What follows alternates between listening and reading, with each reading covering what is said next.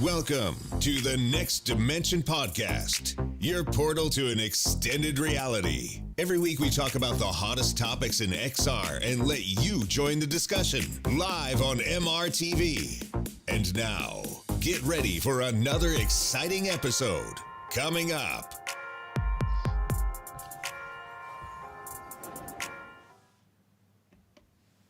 Hi, welcome to episode 10 of the Next Dimension Podcast, your podcast which is all about VR and AR. And this actually is episode 10. So amazing. And today here with us in episode 10 is Steve.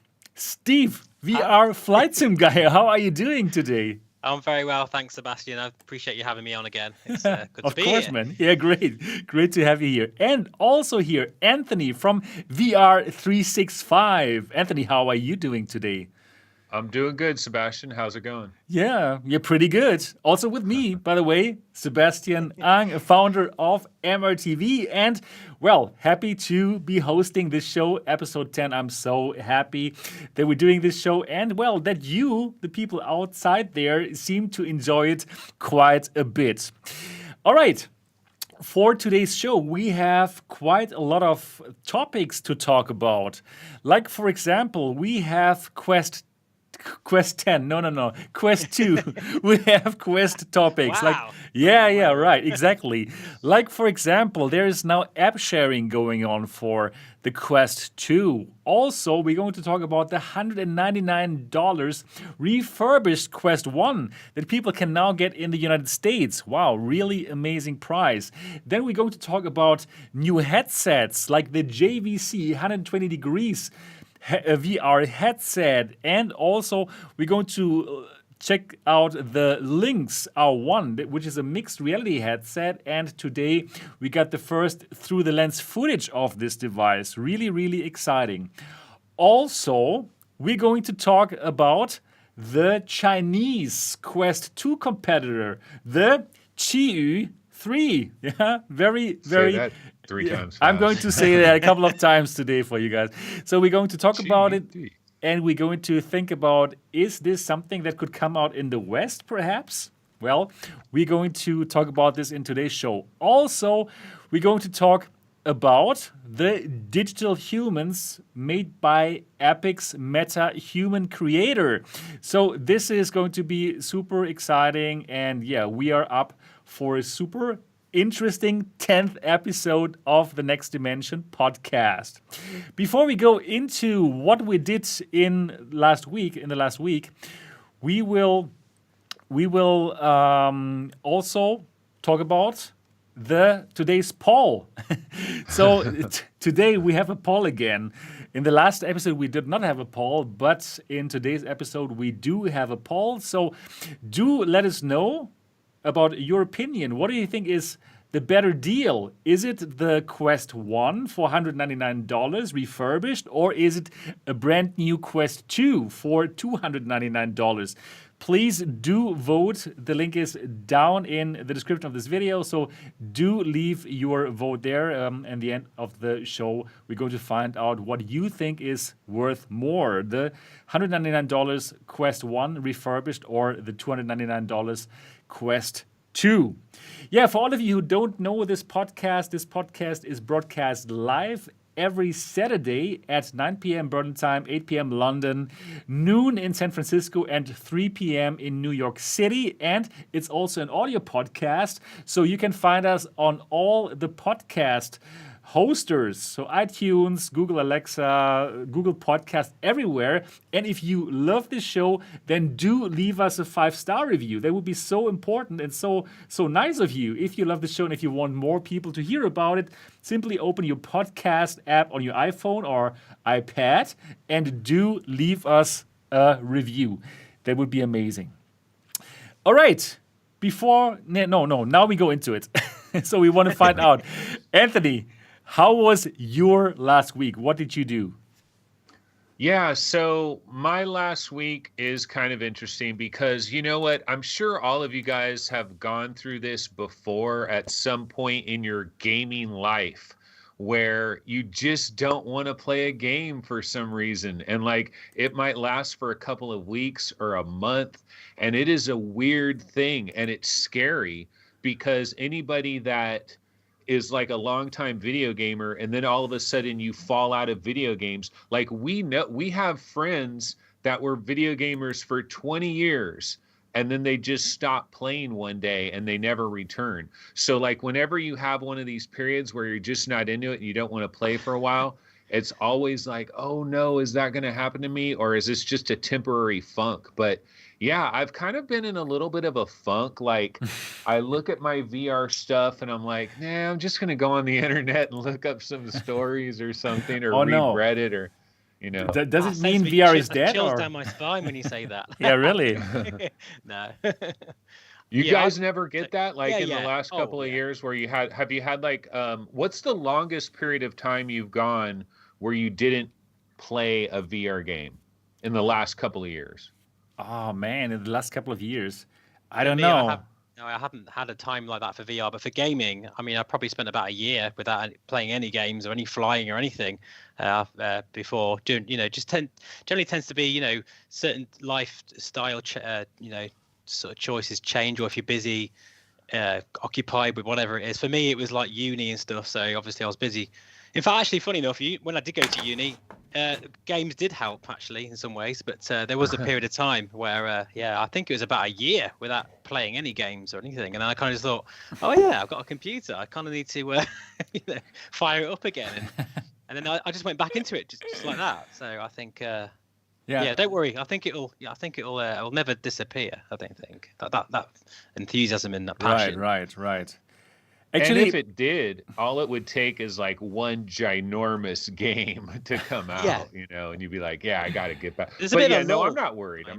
I've had this happened to me like a year and a half ago or so. I had this like almost 1 month period where I was like, I just wasn't into it, man. But I like still would do shows and stuff, but I was just kind of like faking my way through it. It happens. MRTV, Sebastian. Yeah, right. You've never had like a period where you're like, God, I'm just sick of this I mean, well, go on vacation, right? Go to the Bahamas for 2 weeks. I would love to do that. I would really love to do that. And I must tell you, I'm missing traveling a lot. Like me and my wife, we are so into traveling, and like her YouTube channel, she also has a YouTube channel. Actually, it is about traveling. So right now at the moment, it's just like so depressing just to be at home and doing nothing, and it sucks. So, but to get back to your question, in general, like since this whole VR thing happened, and since I'm doing this channel and my German channel, basically I'm always somehow in VR and trying out things.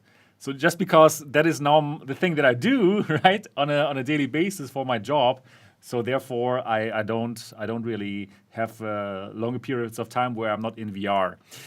But I also had the same thing like Steve, where I stopped to play games for a while. That was before VR, when I stopped with the video games, and that is when I explored something totally new to me at that time, and that was like women. Yeah, well, then I was more fascinated with women and with getting to know how the whole thing works. Yeah, and I was more fascinated with that than video games. And then I didn't do video games for a couple of years, I would say. Then you got married, and then for some reason you got back into video games. Yeah, right. And now I'm back. Exactly. Now I'm back to games. Right. Yeah. So that's that. Yeah. I have a feeling actually. I think I can preempt my moment, like Anthony's. Like I think mine's going to be soon. Whenever lockdown finishes. Oh yeah. I can see myself just not even firing up my computer for about 6 months if I'm not careful, because I'll just imagine myself going on a big tour or something, or just going. Oh yes. And but I don't think. Well, you have a Quest though. You can take it with you. That's very true. That's a very good point. Yeah, I didn't think of that. Of course. Exactly. So yeah. So everything's good. So I'm fine. It's not gonna happen. Right. I'll be doing this podcast from, say, the Bahamas, but with my Quest 2 on or something. Oh, that would be so good. Actually, I was really thinking to do some little trip with my wife, because we have like a caravan, and with a caravan, actually, I could go through Europe and just sleep in the caravan, right? So, and then I could probably do the show from within the caravan. Yeah, I have to think about it. Really, I can't stand this anymore. To just stay in the flat. Oh, damn, it sucks. You know, one time I would take my PlayStation VR, like we would go to this like cabin or these different places where it's kind of off in Nowheresville, and it's like by the ocean, really nice and everything, but there's like nothing to do anywhere around there. And I literally took my PlayStation 4 Pro and my PlayStation VR, because you know what's kind of amazing about it is, if I take my PlayStation 4 Pro and my PlayStation VR, no TV or anything, it was just wired directly to the PlayStation VR, I'm having the exact same experience as I would if I was at home in my, if I had like a gigantic mansion or something. It's an identical experience, you know what I mean? And it's the same thing with the Quest, of course. Any type of, so you're not losing anything. You could be in any other house, any other room, as long as you have a whatever space that you need and you have good headphones, you're not downgrading anything. Because in the past, when you were a video gamer and you would go on a trip somewhere, it was a huge ass downgrade, because you would be in the hotel room and it'd have a crappy TV or a really small TV. And at your house, you might have a really big TV, and it's like, oh man, you're slumming it. But when you're on the road with VR, with these standalone headsets or maybe a PlayStation VR, you're not downgrading at all. It's pretty amazing. You're right. Actually, that is so beautiful for the future. You don't even need a big mansion. Right, you could have you could just live in like a very small flat. Hut. yeah, exactly, a hut, and then you have that beautiful thing, and then you live in your virtual house, and then probably you have that perfect omnidirectional treadmill, and then it even feels like you're walking around in your huge mansion, right? And then in fact you're just in like a little cell. Yeah, totally, it could totally work. And then just think about the possibilities, and probably you have these cool AR headsets, and we talked about this as well. And then probably you can totally augment your partner. Probably your wife, she's like a... You talk about that a lot, Sebastian. Yeah, I do. No, my wife, she's beautiful. She's fantastic. I'm just thinking like about the possibilities.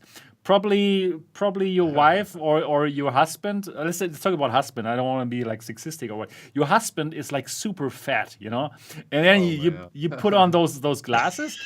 And then whenever you see your husband, you're gonna need Neuralink, because when you touch you're right. You need population. Neuralink, right? But then, you see that perfect like muscular man, and wow, and everything is going to be great again. This definitely needs to be a separate topic, I think, for discussion someday. This is definitely a good topic. Anyways, it takes body tracking to a whole new level, right? Oh, absolutely. Yeah, right. Anyways, we're still in Anthony's week.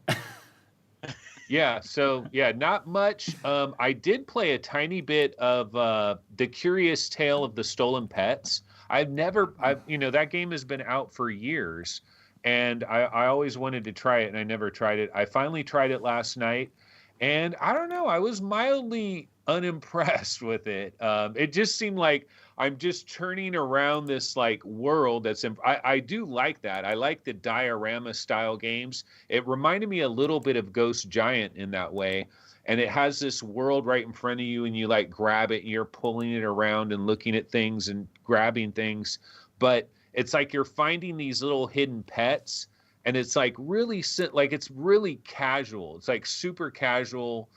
And I don't know what the price was when it originally came out, but I hope it was pretty cheap, because it just seems real simple to me. Right. But it was cool. It was cool to check that out. Great. And that was your week, or is there anything more? Pretty to much, yeah. That's pretty much it. Okay, who's next? Me or Steve? Let's go with Steve. Yeah. Yeah, it's cool. I guess what have I been doing this week? I've been doing a lot of VR this week, actually, because I've had a week off work. It's half term, and it's lockdown, as we all know. So what else is there to do but play VR? So I feel like I mention this every week, so I do apologize, but I've actually finished Saints and Sinners now on the Quest 2, so I'm very pleased about that. I tried the trial, and it was a new mode in Saints and Sinners, which I think the PC's had for a while. It's brilliant. It's actually really good fun. I'm just killing zombies with all sorts of like spoons and bats and smashing them over the head. It sounds very violent. It is violent, but it's wonderful.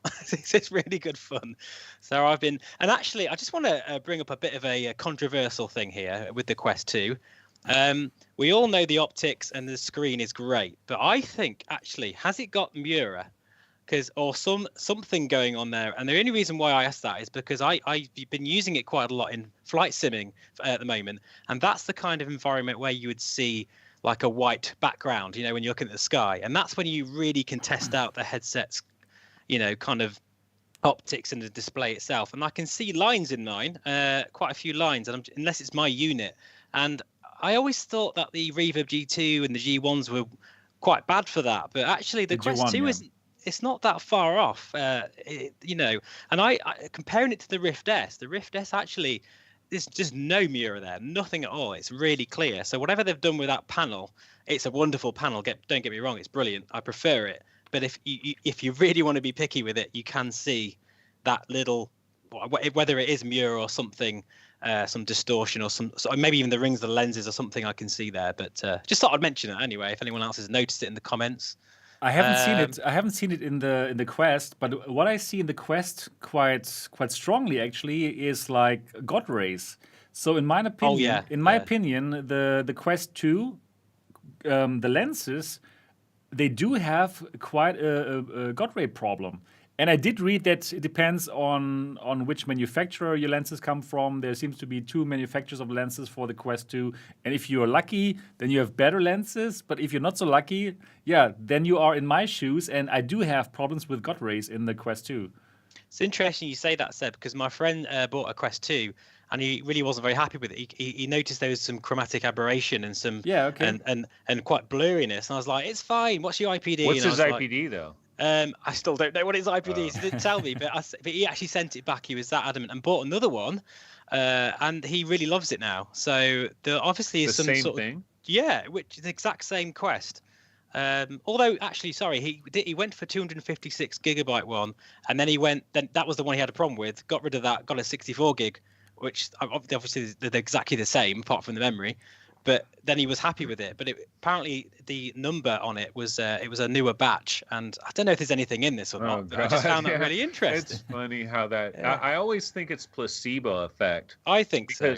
I do actually. Yeah, I used to be a member of this forum called AVS Forums, and it was like audio video science forums, and it was all like if you ever wanted to buy a TV, that was the freaking forum that you went to. Like if you were going to buy like a really expensive TV and you were going to spend like $2,000, $3,000 or whatever on a super nice TV, and you really wanted to research it, you would go there because those people would know everything about everything. But the thing that sucked about that place is the guy is somebody on there would be like, hey, have you ever noticed that if you put on a white background and you look in this left corner, there's a red line, and it's like you would have never ever saw it ever before. But now you see it every time. It's so true. I totally understand that. Someone said in the comments before I forget, could it be the cable compression? That's a very good point, but I did think of that, and I tried it standalone, and it's still there. It's still there. So everybody, could you please just like get your Quest 2s and just look at a sky or something, some sort of like plain background, and let me know, because you will ruin that. You will ruin the headset for them. Now they will not be able to unsee it. Honestly, because I was, the Reverb G2's Mura problem is nowhere near as bad as the G1, as you know, Seb. It was quite bad. It's really good now, and I always thought, the Quest is not there at all. But then when I did notice it the other day and thought, okay, I'm going to see it and look at it in a few different scenarios, it's there, and now I can see it now, and it's kind of annoying, but never mind. Right. The real question, honestly, with all these little minor complaints that we have, is what problem do you notice 10 minutes later? Because what I find is when you start playing a game, you get into a game and you're just enjoying a game, like a lot of the like screen door effect and all that stuff, it all kind of just flies away in the wind, right? At a certain point. But I'm wondering, is there an anomaly where it's like even 20 minutes later? For me, it was glare on the valve index, and it was like in a game like Saints and Sinners that has these like overcast backgrounds all the time. I would, even 20 minutes later, I'd be like, oh, damn, here's this glare again showing its face. But other than that, I can't, I mean, like, God rays and stuff. But is there anything you're else right.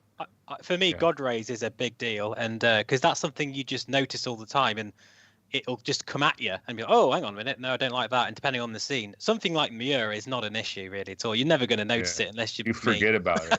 When it's not all black background and you see like, what is this weird cloudy thing on this all black background? But then once the video comes in, it disappears. You totally. Yeah. Right. Absolutely. Like one thing that I couldn't stand over a longer time is like distortions. So for example, for the Pimax headsets, if you have it on the largest FOV, you do quite see lots of distortions in your outer peripheral vision, and that is just something that is not right. So for me, if you are in VR, for me the optics must be right. If it's distorted, that's something that I cannot stand for a longer period of time. The good thing is you can always put the FOV to the normal setting, and then I'm fine, right? And then everything is okay. But just to answer your question, Anthony, I think if there's something wrong, then that's something I can't stand. I really need to try a Pimax headset one day. I'm really looking forward to that day. It'll be interesting, especially with that wider field of view. It's cool. But it's definitely cool. You will see it hopefully soon. Hopefully soon. I mean, as part of my other week, I'll just make this really quick because we've been obviously talking for half an hour already. But it's so much fun to talk with you guys. Yeah, it's great. But I've obviously been flying a lot, Microsoft Flight Simulator. Of course, I've been flying, especially at the moment. There's a brand new world update that's just been released, the UK. So I'm basically just flying over points of interest close to home as well as sort of Scotland, and it's just they've done a fantastic job of recreating some of these points of interest.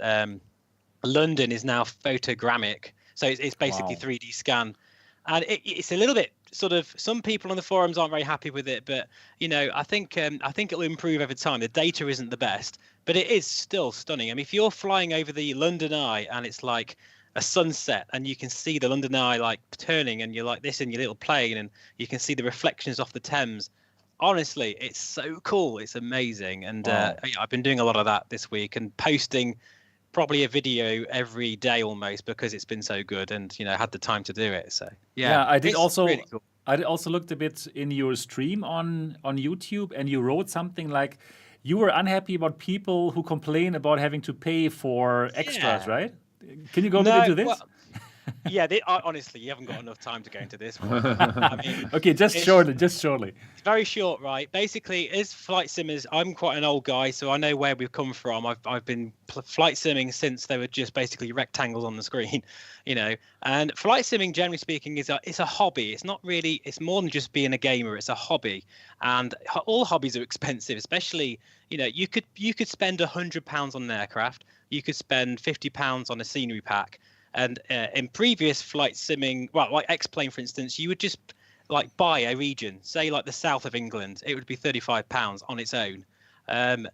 Microsoft Flight Simulator is basically providing a streaming service of ortho imagery completely I say obviously you have to buy it, but in terms of there's no subscription, and the scenery is updated constantly.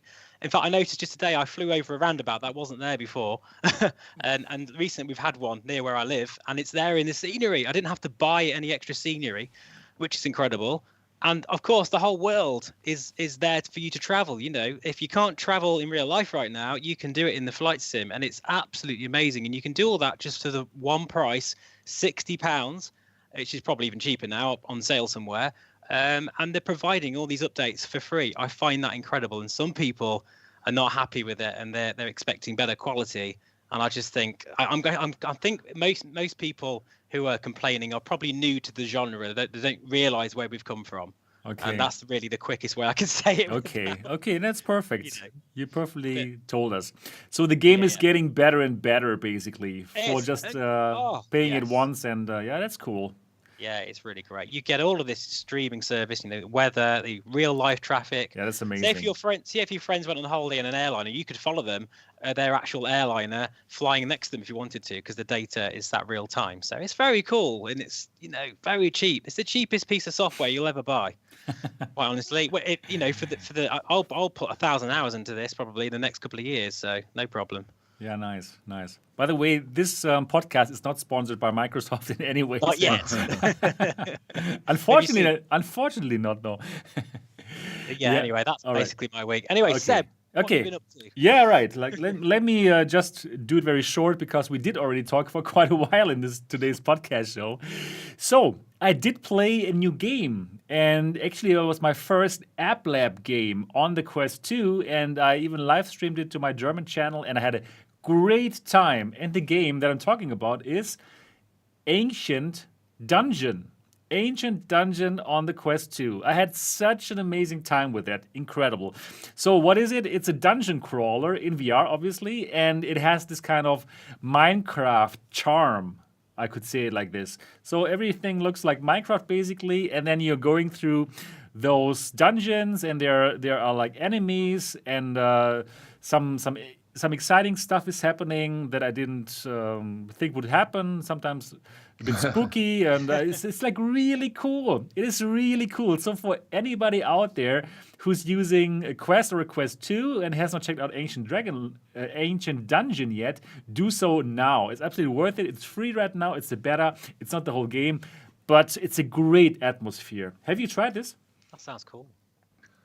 I've tried the PC VR version. There's a demo, I think it's on itch.io. It's like a beta version of it, and on itch.io you could get the side quest version for Quest, and then now it's also App Lab. But yeah, it has that Minecraftian look to it, and you're going through the dungeons and the lighting, and you're battling little bad guys, and yeah, it's pretty sweet. I kind of wonder why it wouldn't just be on the real store, but I guess it's not finished yet. I don't know if it hasn't been completely finished. It's just the beta. So. And guess where the developer from that game comes from? Germany, the great Germany, right? Exactly. It's coming from Germany. Eric Cullen. I'm in touch with Eric, with the creator of this game, and I've asked him if he would like to join the podcast as a guest sometime in the future, and he said yes. So it's going to happen. Eric, the developer of Ancient Dungeon, is going to be on the show sometime in the future. Very much looking forward to that, and then we can ask him all the questions that we always wanted to ask somebody who's making a Quest game. That is something that I'm absolutely looking forward to. It's going to happen here on the Next Dimension podcast. Yeah, other than that, I did another show about the Quest 2 competitor from China, the Qiyu 3. And we're going to talk about that later. A very interesting device, right? And let's see what this can do. It has the Reverb G2 displays in it. So that might be a very, very cool headset.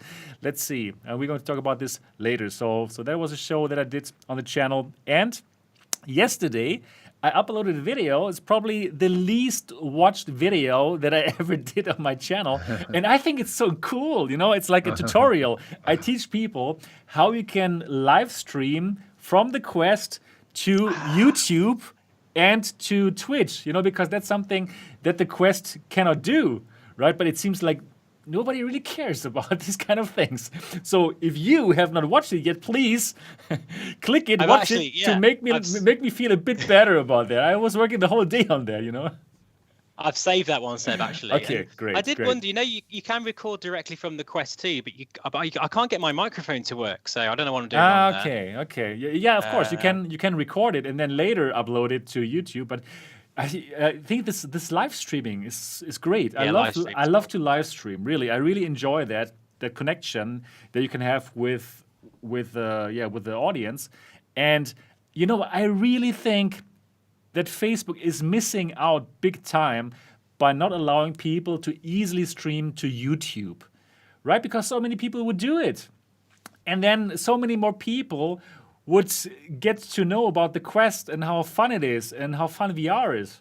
So right? Totally agree. Yeah, definitely. I would do it all the time if it was an easy way of doing it. I really would. Yeah. But now there's my tutorial, so you can easily you can easily find out how to do it.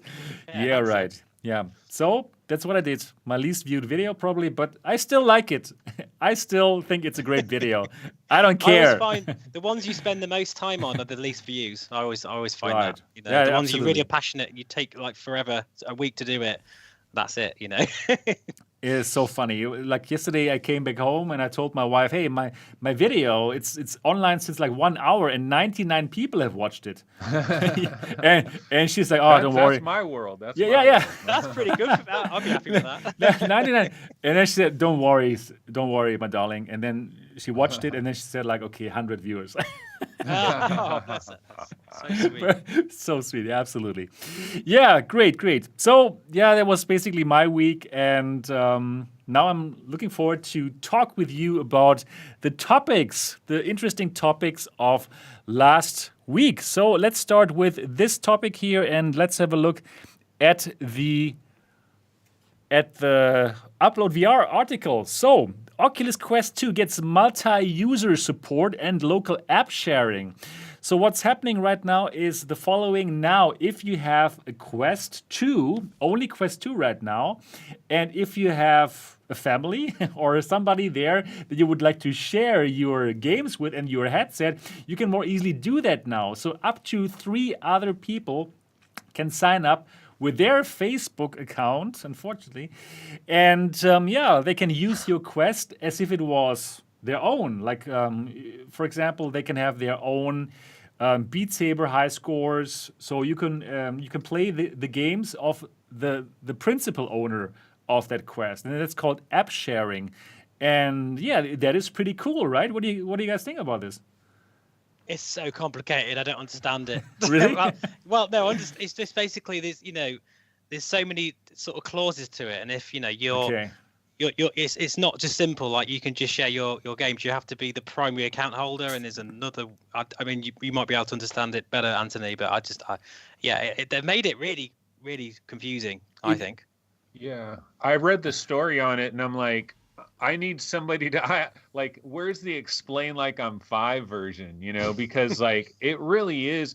So we've had this situation in the video game world for a while now where if somebody has an Xbox or if somebody has a PlayStation, there's always been this ability where you have a primary account holder for that particular Xbox that you bought or for that particular PlayStation. You have the primary account holder and then you have secondary account holders. And so what somebody could do, like if you had 2 brothers and they wanted to be able to play all the same games but only buy them once, is one guy is a primary on one console and secondary on the other and vice versa. And then they get to share their entire library.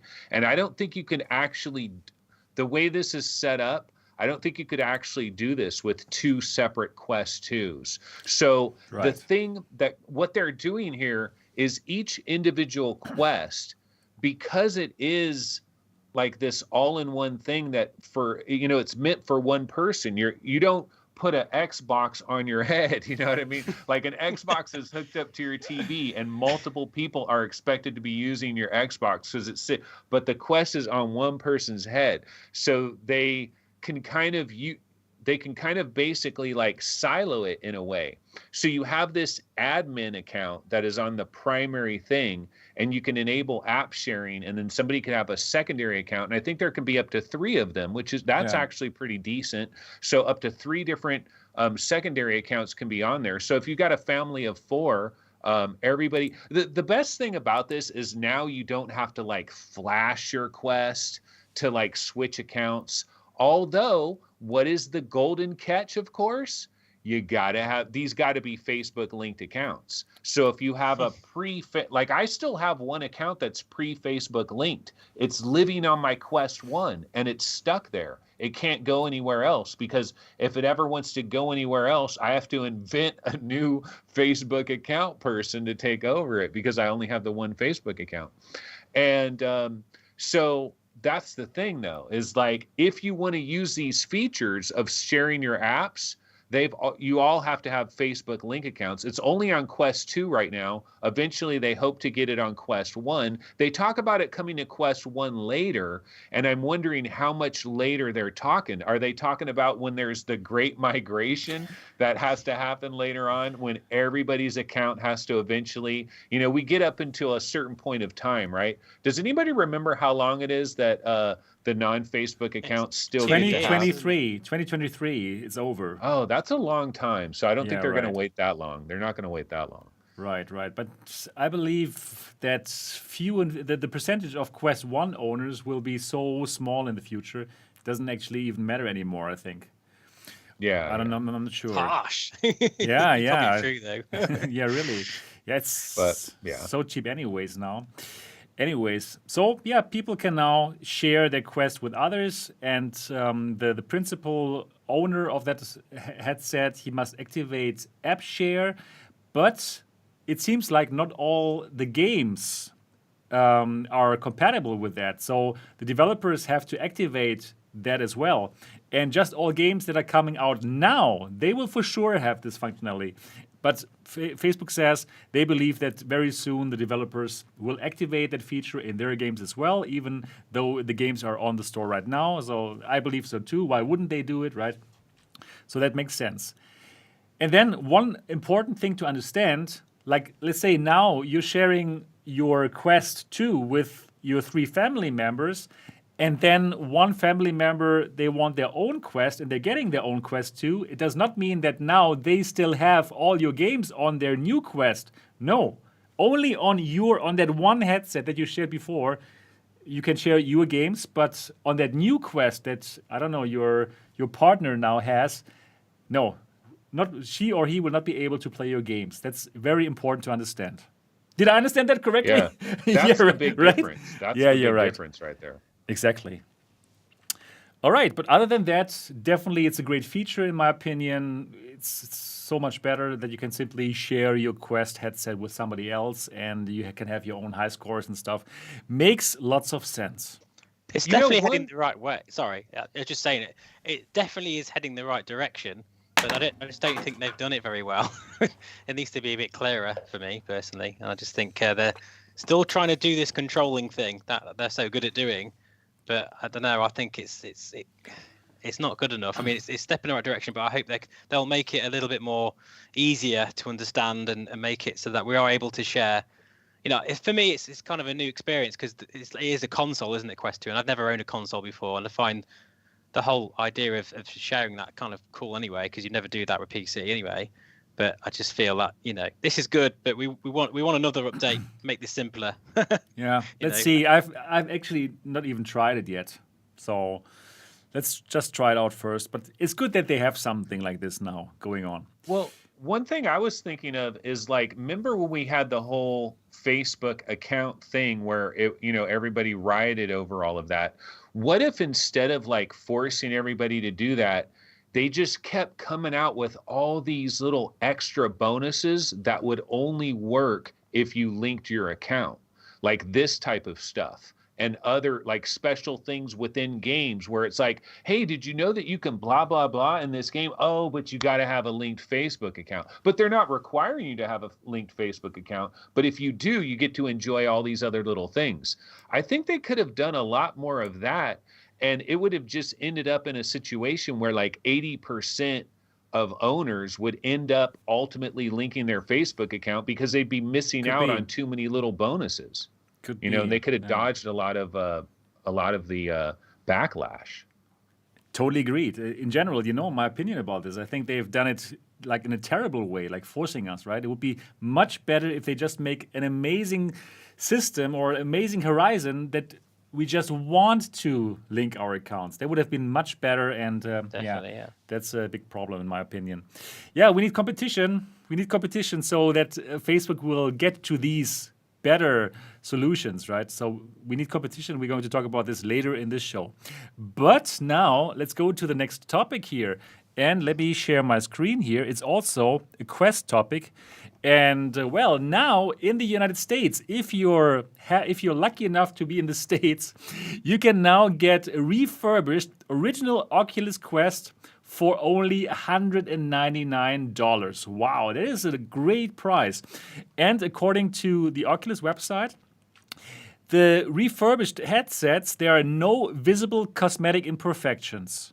All previous accounts and data have been wiped. No scratches on the display. No dents or any part of the equipment.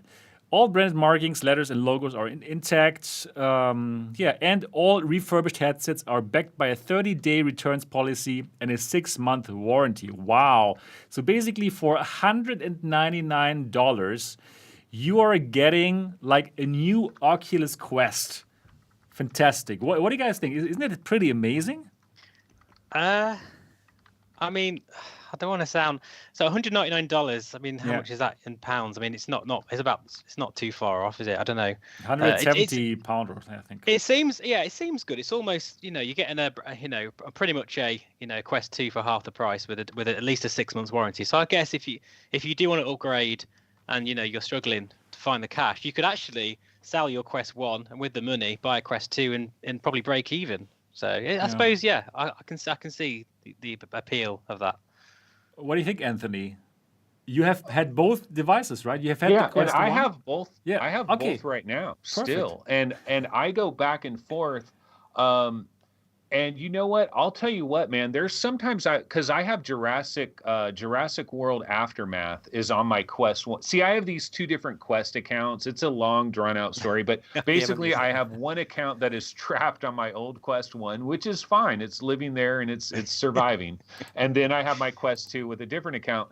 And Jurassic World Aftermath happens to be on my Quest 1. And so when I was playing that, I kept grabbing my Quest 1. And I was using a lot of my Quest 1 after using my Quest 2 for such a long time.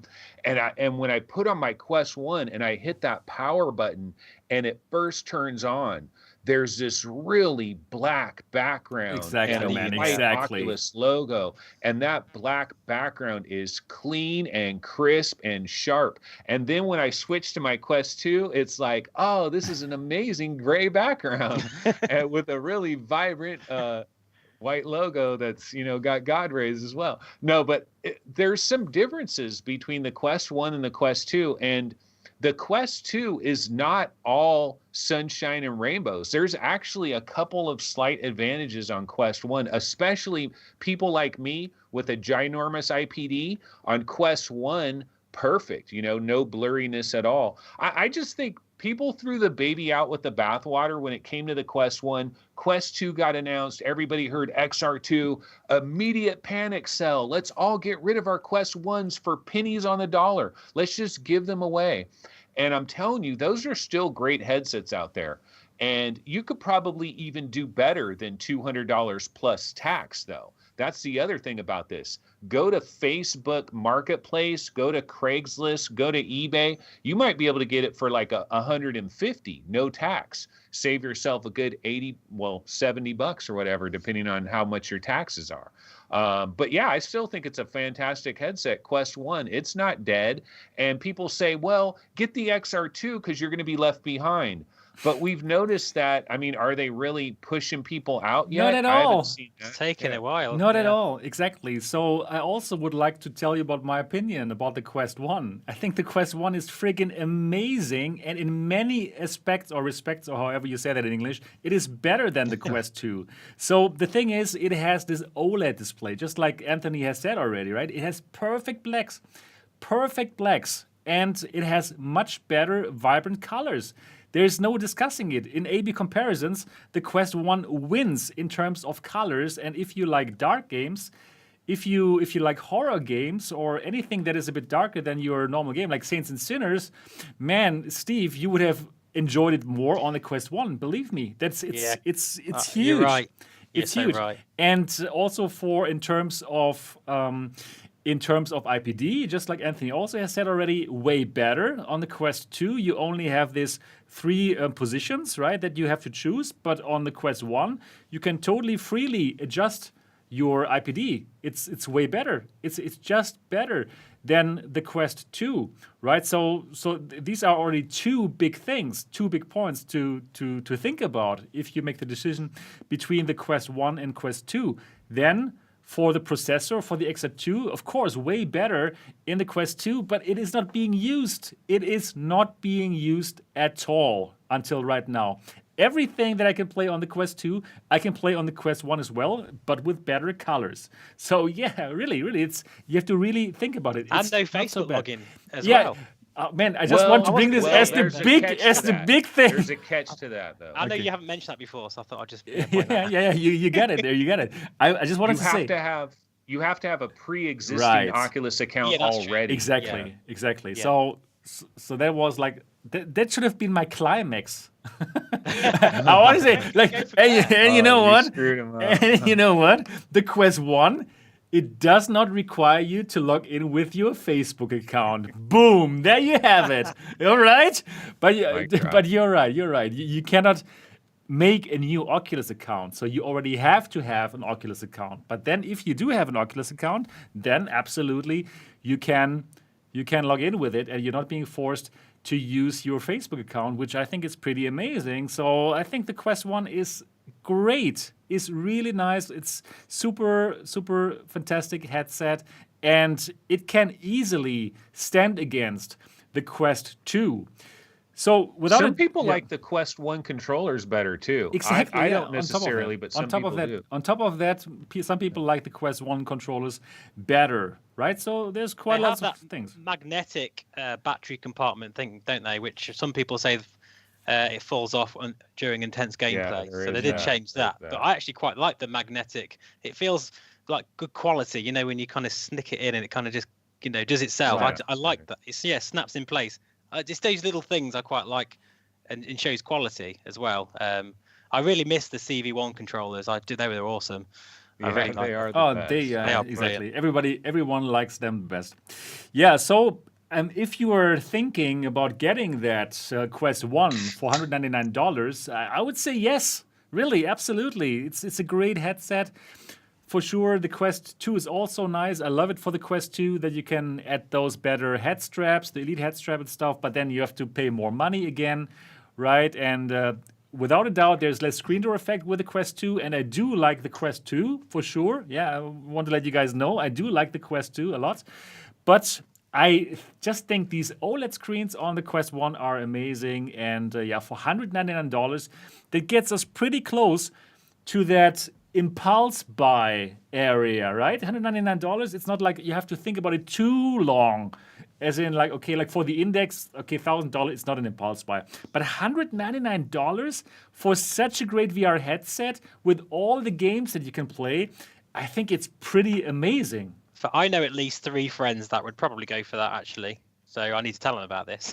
Yeah, in the Yeah, States. the Go. The Yeah. Go used to be $199, and it was 3 DOF and didn't have legit controllers. And now you're getting the problem is, how long are these going to last? How many of them do they have? It could be a very limited time. Could be. So that's why, in my opinion, if you are in the States and if you're like thinking about it, get it. If you're thinking about getting it for your partner or what, just to play some games in multiplayer, do it. Don't think like, okay, the Quest 1, it must be shitty because there's a Quest 2. No, it actually does have some advantages over the Quest 2.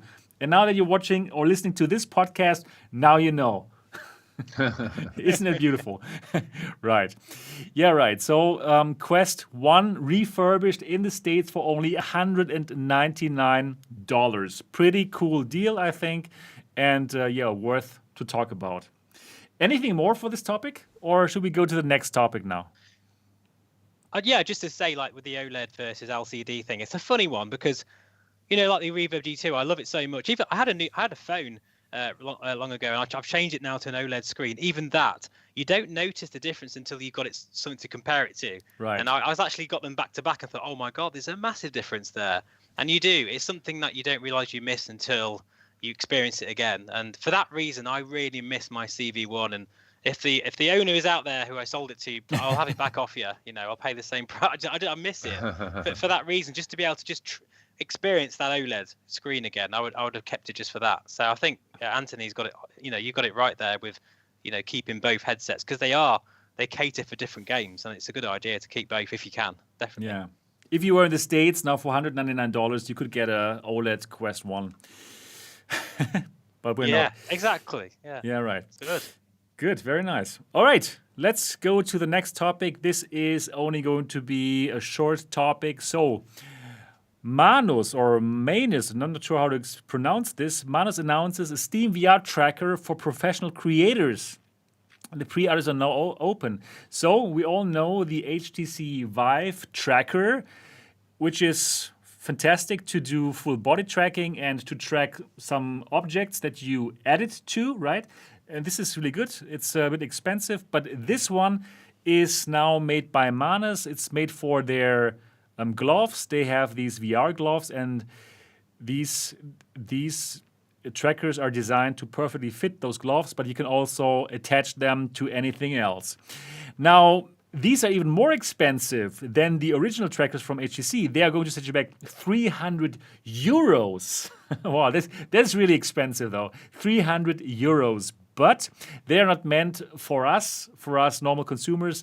They are meant for professionals who are going to use them for all kinds of tracking applications. And the interesting part about those trackers is actually that they come with exchangeable batteries. So if you have to work with these for a whole workday for 8 or 9 or 10 hours, then you can do so, because after 4.5 hours, when the battery is flat, you can simply exchange them and can directly go again without having to wait for recharging them. And I think, in my opinion, this is the big selling point for those, because they are made for professionals who might want to use them longer than 4.5 hours, right? What do you guys think? Yeah, I think that's yeah. the number one differential that it has, pretty much. Exactly, right. And other than that, it's also a bit lighter, 62 grams or 44% lighter than the 89-gram Vive tracker. Right. But there's competition. There's also going to be another tracker, the Tundra tracker. And this is also lighter than the original Vive tracker, and also cheaper than the original Vive tracker. And the Kickstarter is going to start, I believe, in March, I think it is. So quite soon there's going to be the Tundra tracker Kickstarter. We're going to follow it here on the channel, of course, and going to keep you updated. Is that something that's interesting to you, Anthony, like the whole tracker thing? Have you ever tried a tracker? No, I haven't. And the whole thing, okay, I'm actually disappointed with this, because going all the way back to 2016, when we first got these VR headsets and we first got Steam VR and the lighthouses and all that, I remember a long time ago, Valve actually had this like training thing that you could go to. You had to pay a lot of money and you had to fly to Bellevue, Washington. And it wasn't for individual people, it was for actual companies. And it was a training thing to learn how to use Steam VR, to put Steam VR trackers on various products. And the idea was, I remember when we heard about this is a long time ago, when we heard about this, we thought, oh, when this is over, and then all these companies go back to wherever they're from and they start building these things that have Steam trackers on them. Oh my God, we're going to have tennis rackets that are going to have Steam trackers on the handle. We're going to have, a baseball bat handle. We're going to have little guns and things. We're going to have we're going to have trackers all over the place. We're going to have keyboards with trackers, mice with trackers. And so there was this thought that we're going to have things all over our room that might have maybe dog collars and cat collars with trackers. The possibilities were endless, right? And then none of that really happened. And in all this time, all we ever got was the original Vive tracker. And people that want to be in VR chat and stuff, and they want to do the full body thing, they have to pay a tremendous amount of money. They have to jump through a lot of different hoops. I'm kind of surprised that we haven't had somebody come up with like a Microsoft Kinect style external sensor that is just looking at the body externally. People have like hacked Kinects to be able to do that in kind of a half-assed sort of a way, but I'm kind of wondering why nobody ever tried to do that.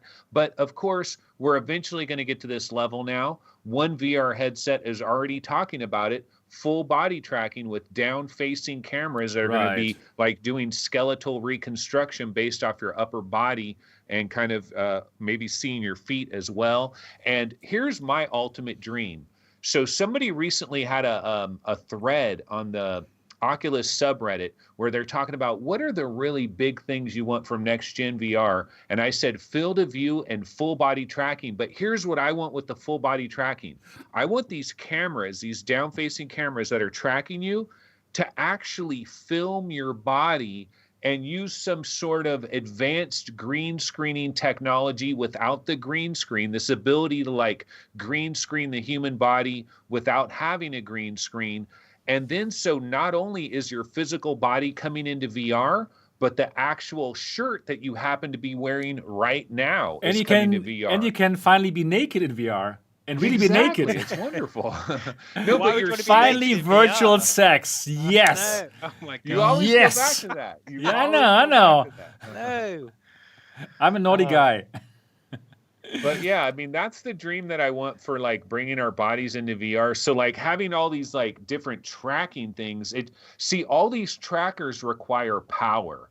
Wouldn't it be awesome if we had like some little sticky tape that we can just put on stuff and it would track things? You know, if it was like a passive tracker that didn't need to be actively powered. And you would think now that we have inside out tracking, like this is going to be possible for any standalone headset. You could have little IRQ code stickers that you put on things. You put it on your keyboard, you put it on your mouse, and an Oculus headset that has like, you know, tracking. I love the idea.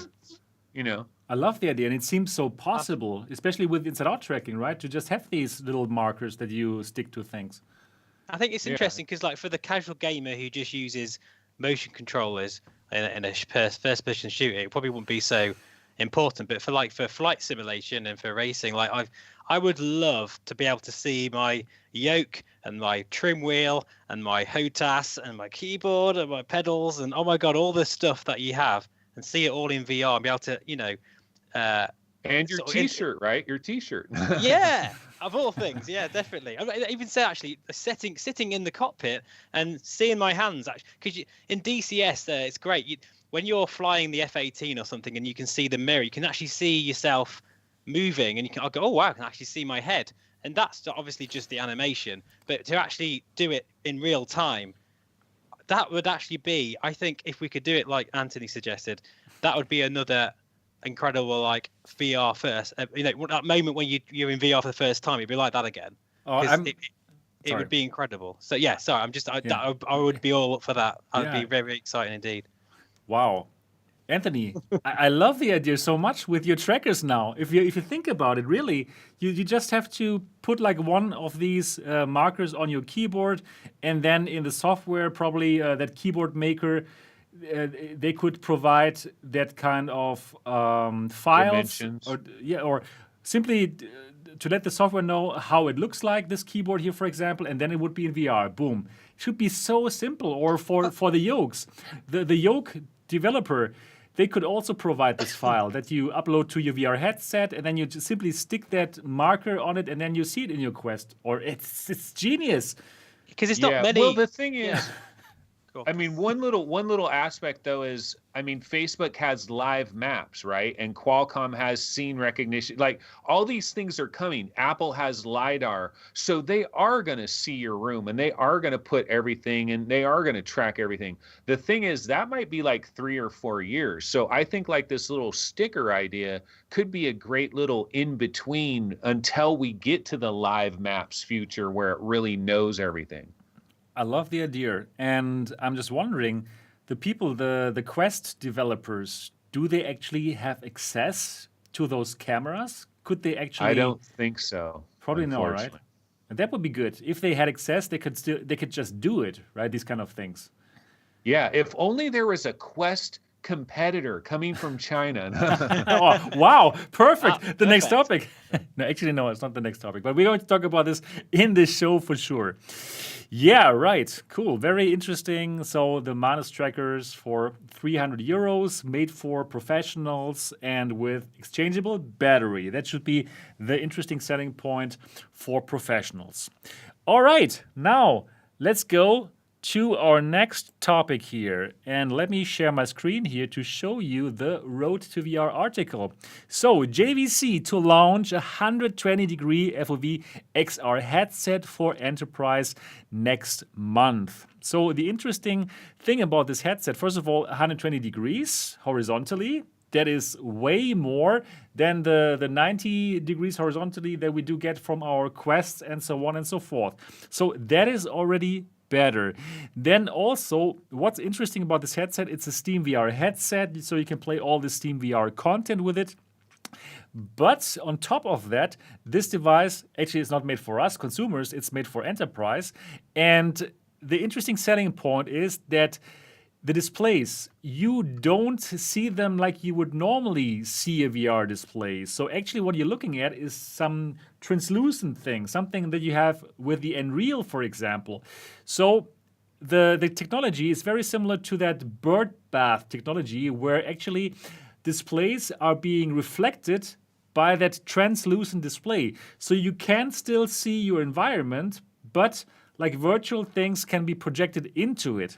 And why is that so? Well, if we have a quick look here at the new video from them, let me just show that to you. Here is JVC. Wow. I haven't heard from that brand in a long time. Like, I just know them from car radios when I was younger. I'm not sure how it is for you guys, but JVC. Yeah, my dad has a JVC stereo. He's had it 20 years and it's still working. Yeah, right.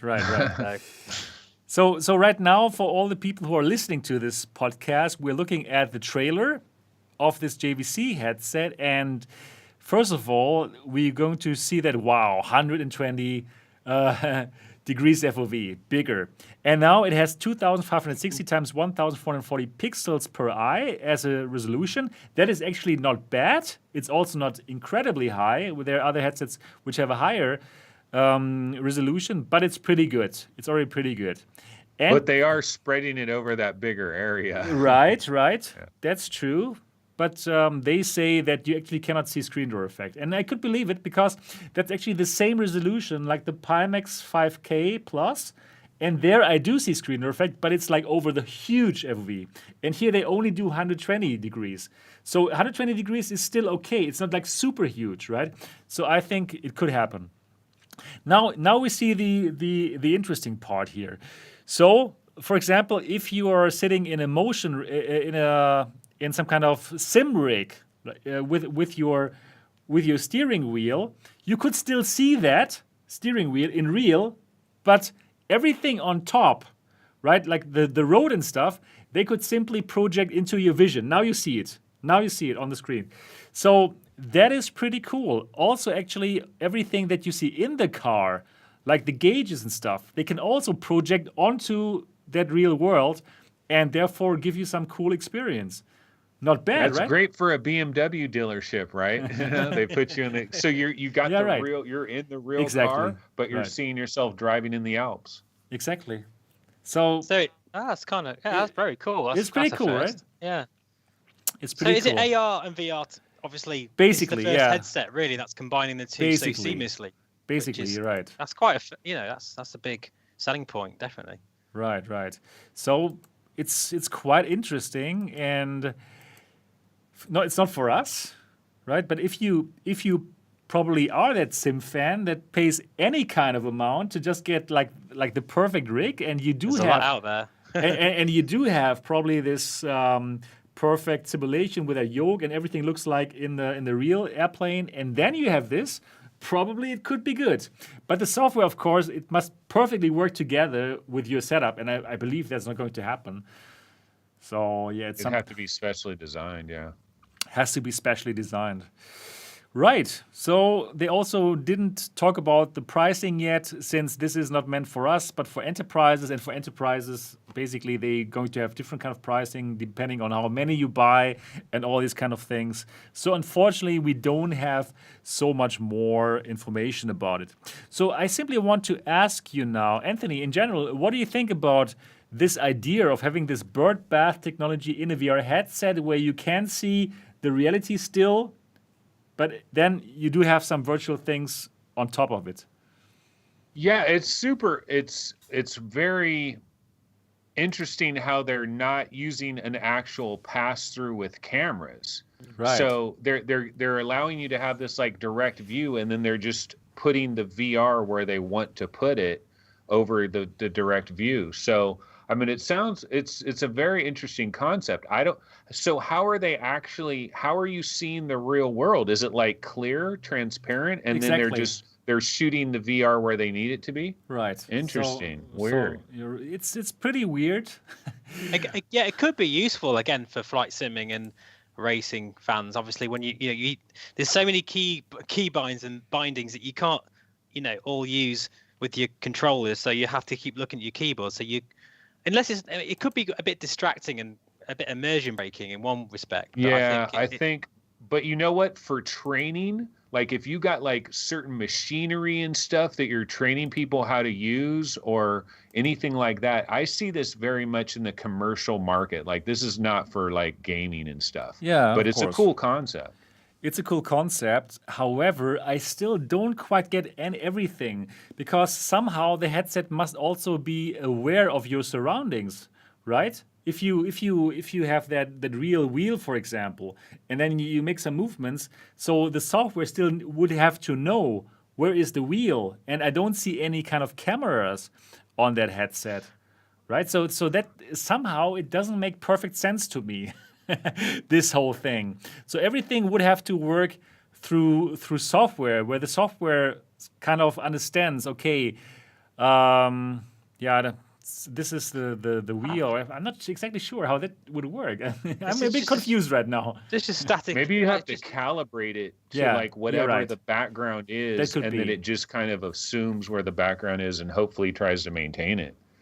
But yeah, I don't know. That's a bit strange. What excites me though is it's JVC. Their quality is incredible. I mean, whether it's changed throughout the year. So I just find it. We're hearing this a lot at the moment. Like it's just for commercial, just for enterprise, just for the high end market of construction JVC or whatever. Kenwood. Like what's next? Is Iowa going to come out with their own VR headset? They're all kind of stepping their toes in, aren't they? By bringing out this really expensive VR headset that's only, and you're putting in the sim market in there because they know us simmers, we'll pay the top dollar for the right experience. They know that, and that's why they're putting it in there. But they're also, just treading the water here, and I feel like it's a good thing for PC VR in general, really. And hopefully, if this is successful in some response, whether it's their own markets or companies that are going to be, trying this out, I think it will only be good for the consumer that they're actually dipping their toes into this. So. Right. And Alexander Grobe, hi, in the chat says that the tracking is done with Steam VR lighthouses. Yes, I understand. The tracking of the VR headset is done with the lighthouses. But what I was thinking about now, how is the tracking done of the real other things, like the cockpit, for example? That stuff is being projected on, these kind of things. There I was wondering, how would the tracking work? Because there are no outside cameras. So that was my concern here with this device. Anyways, that's really a good topic now for the next topic. I mean, about this inside-out tracking, because now the next topic is the Lynx. And let me share my screen again. This is the Lynx R-1. Okay, now actually it doesn't really show the headset itself. But the Lynx R-1 is a standalone headset that is actually being made in France.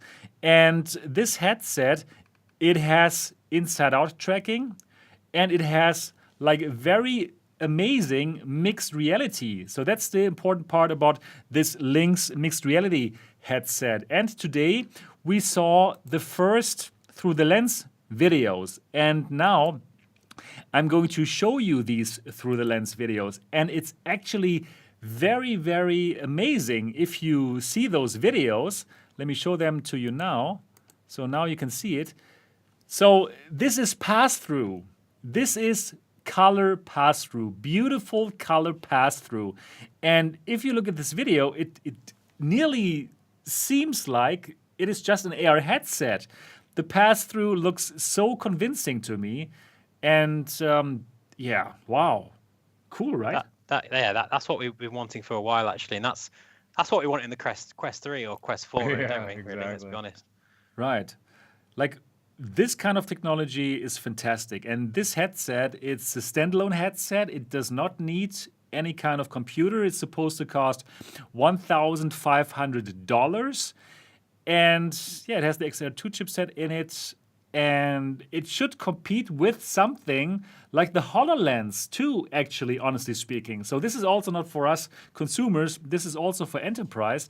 And just think about it. This is basically exactly what Apple wants to do, if those reports are true, right? To give you some kind of headset where you have cameras and which can give you this kind of pass-through, that it could easily compete with the likes of HoloLens, but with a wider field of view and yeah, with no problems with occlusion here, because the virtual objects can perfectly occlude, of course, because everything is just pass-through, right?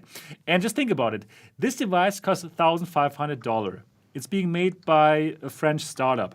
It has 2 cameras. Now think about what Apple can do with a dozen cameras and an 8K display. Pretty convincing, right? That this is a great concept. He was breaking up for me there a bit, Seb. I don't know if it was the same for anyone else, so it might be my internet, but I have you it might back have now. been me. Yep. Yeah, we had a little problem there. I noticed that they're using GoPro cameras in the back of it on the screen there. Yeah, from but what I'm only looking at. to capture this Yeah. through the lens footage. Yeah. Oh, gotcha. Sorry, yeah. Can I say that's it? But I you could probably know, do that myself. You know. the coolest thing about this headset is actually the weird way that they do the lenses and the eye tracking. Like that's the Right. weirdest thing about this entire headset. Like when we first heard Right. that this thing was $1,500, like when people first heard of that a long time ago, we thought, oh, the XR2 chip is a really expensive chip. And then we thought that, oh, there's no way like other things are going to have the XR2 chip because it must be too expensive. And then, of course, when the Quest 2, all that stuff happened, we're like, oh, I guess XR2 isn't that expensive. So what really is expensive is this crazy system that they're doing with like these 4 different views that are merged together so that they can have the eye tracking camera right in the precise center of the lens area to get perfect eye tracking, which, I mean, they're going above and beyond the Call of Duty to get that perfect eye tracking. And what I'm curious about is, like, is the benefits of that really ginormous? Because, oh my God, are they jumping through some serious hoops just to get that camera positioned right there? Totally agree to that. So that is really a very interesting thing to think about. So just as you said, it has eye tracking, and the camera for that eye tracking is really in the lens. It is directly built into the lens, and in order to hide it, it has the lens has some very interesting, strange prism shape. And That's wow, crazy. that is truly crazy. So yeah, I think you asked exactly the right question. Is it worth it for this? Because I had this interview with the head of XR at Tobii, the eye tracking company, and they can do eye tracking, really good eye tracking for headsets which look like normal glasses, and you don't have to hide the camera in the lens itself. You can have you can have it somewhere on the side, the cameras, and it also works. So that is really the big question. Is it worth it for them to make these lenses? And actually, if we now go back again, and now with that knowledge that there is something hidden in that lens, if we now look at the through the lens footage again, now we can actually see here that there's something going on here in the center of the picture. We can tell it's a bit darker. I'm not sure if you see it here, but I can see it very clearly here now. But if you look here at the very center, it's a bit darker. Circle. It's see a circle, but Yeah, I'm just wondering if that's the actual like other camera reflecting. You know, the other thing too is when you're looking at this pass through, there's kind of like almost like a cloudy fog a little bit. Yeah. But I wonder, is that just like because you're filming it from the outside and it's like glare and stuff? So like when you actually have it on. But I mean, we haven't seen pass through look this good. And we want to get eventually to this like future point where you put on a VR headset and it's almost like, other than the weight of the VR headset, you don't know that you have a VR headset on because you're just seeing real reality all around you, nice and clean. Exactly. It's basically a line in the sand. Once this sort of technology is out there, or anything very similar, we're going to go, remember those days when we used to pass through and it was all fuzzy and it looked really like 1980s and it was awful, and we just laugh about it because it's that much of a bigger leap. And we've got, it's exciting actually. I don't know whether you can tell by that footage, but I just think whether there's a sweet spot at all, but it looks really sharp. It looks super sharp. Whether that's even when I'm looking more at the edges of the display, and it looks really good actually, quite sharp through the entire range. Really, but it's hard to tell with that, but it does look impressive. It does. It looks fantastic, and I can just say, so if the Lynx developers are watching this video right now, I would love to check out your headset. I'm not so far away here in Dortmund, Germany. You're in Paris. So that's very doable. I would totally check this out and show it on my channel. So that would be something that I would love to do.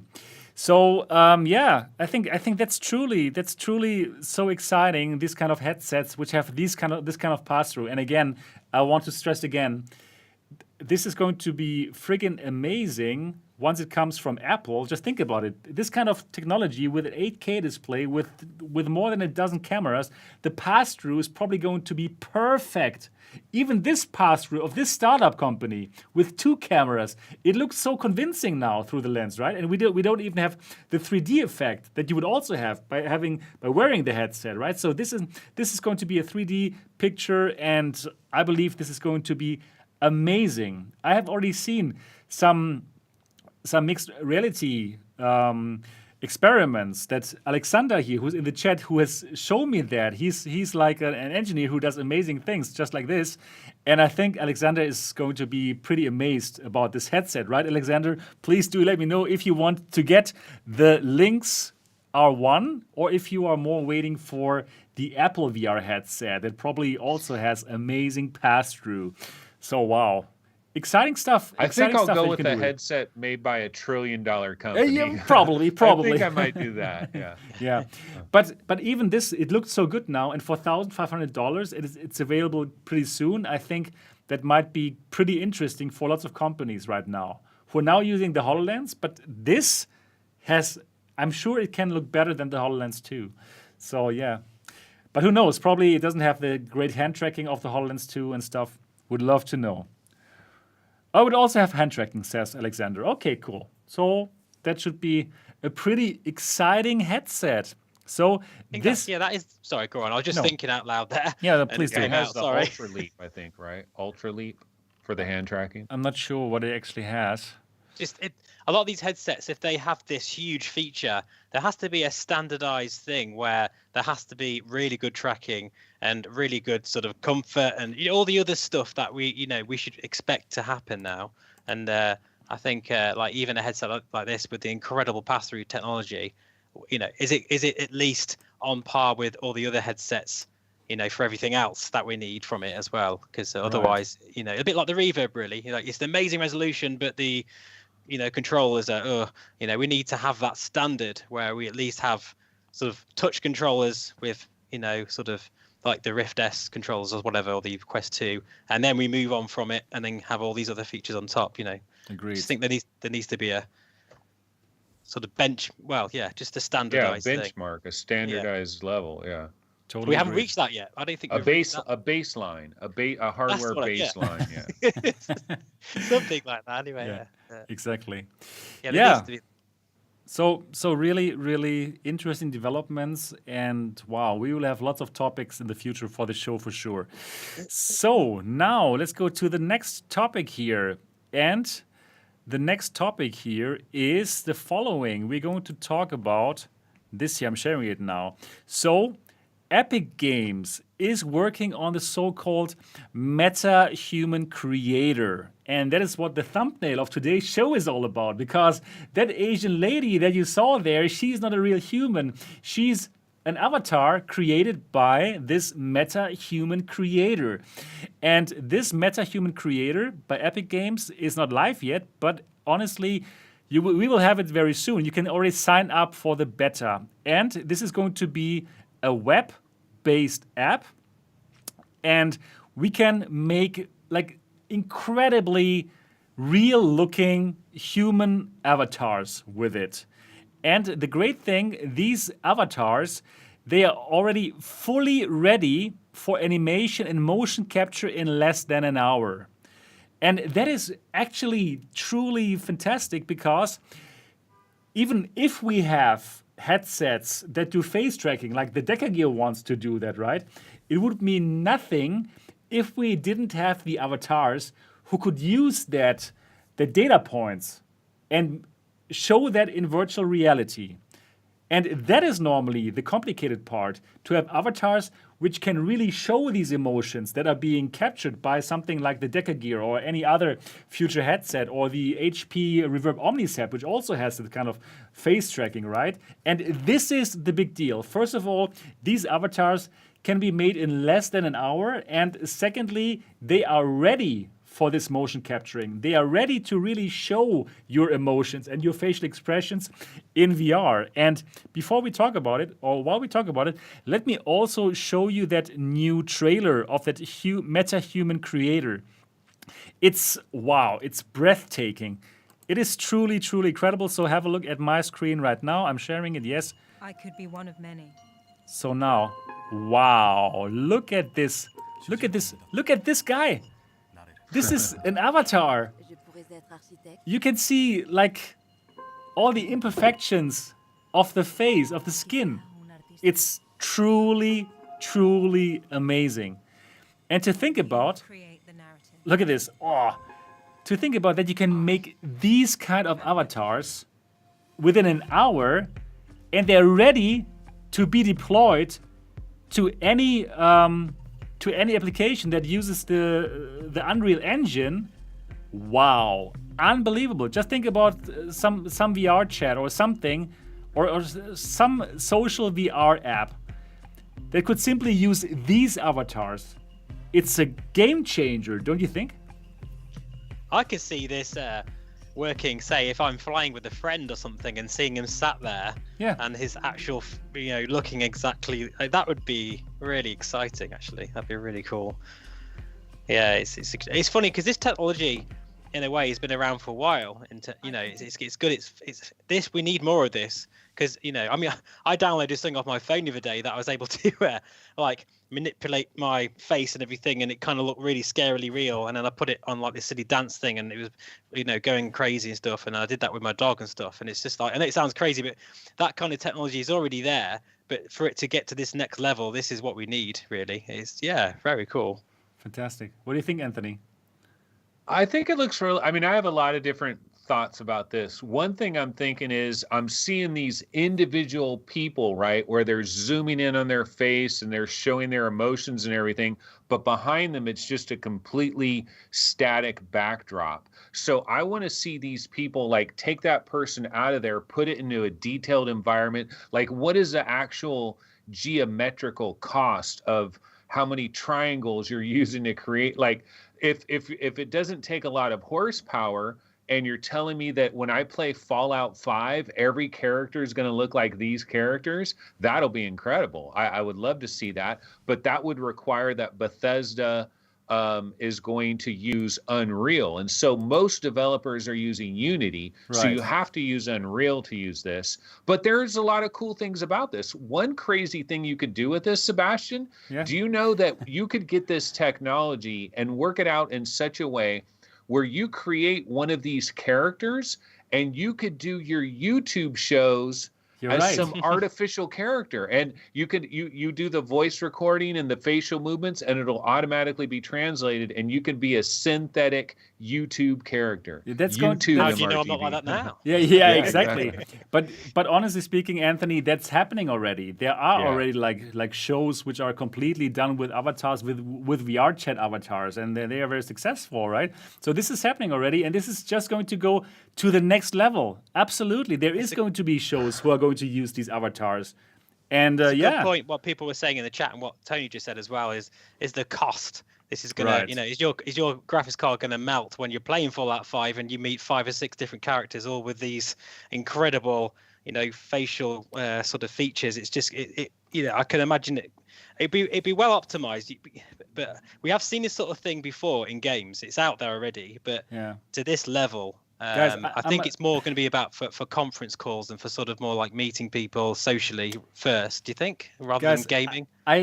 This will also be in games, of course. And I must say, I'm really not so concerned about horsepower like you guys are, because I understand that the horsepower is not going to be in our places.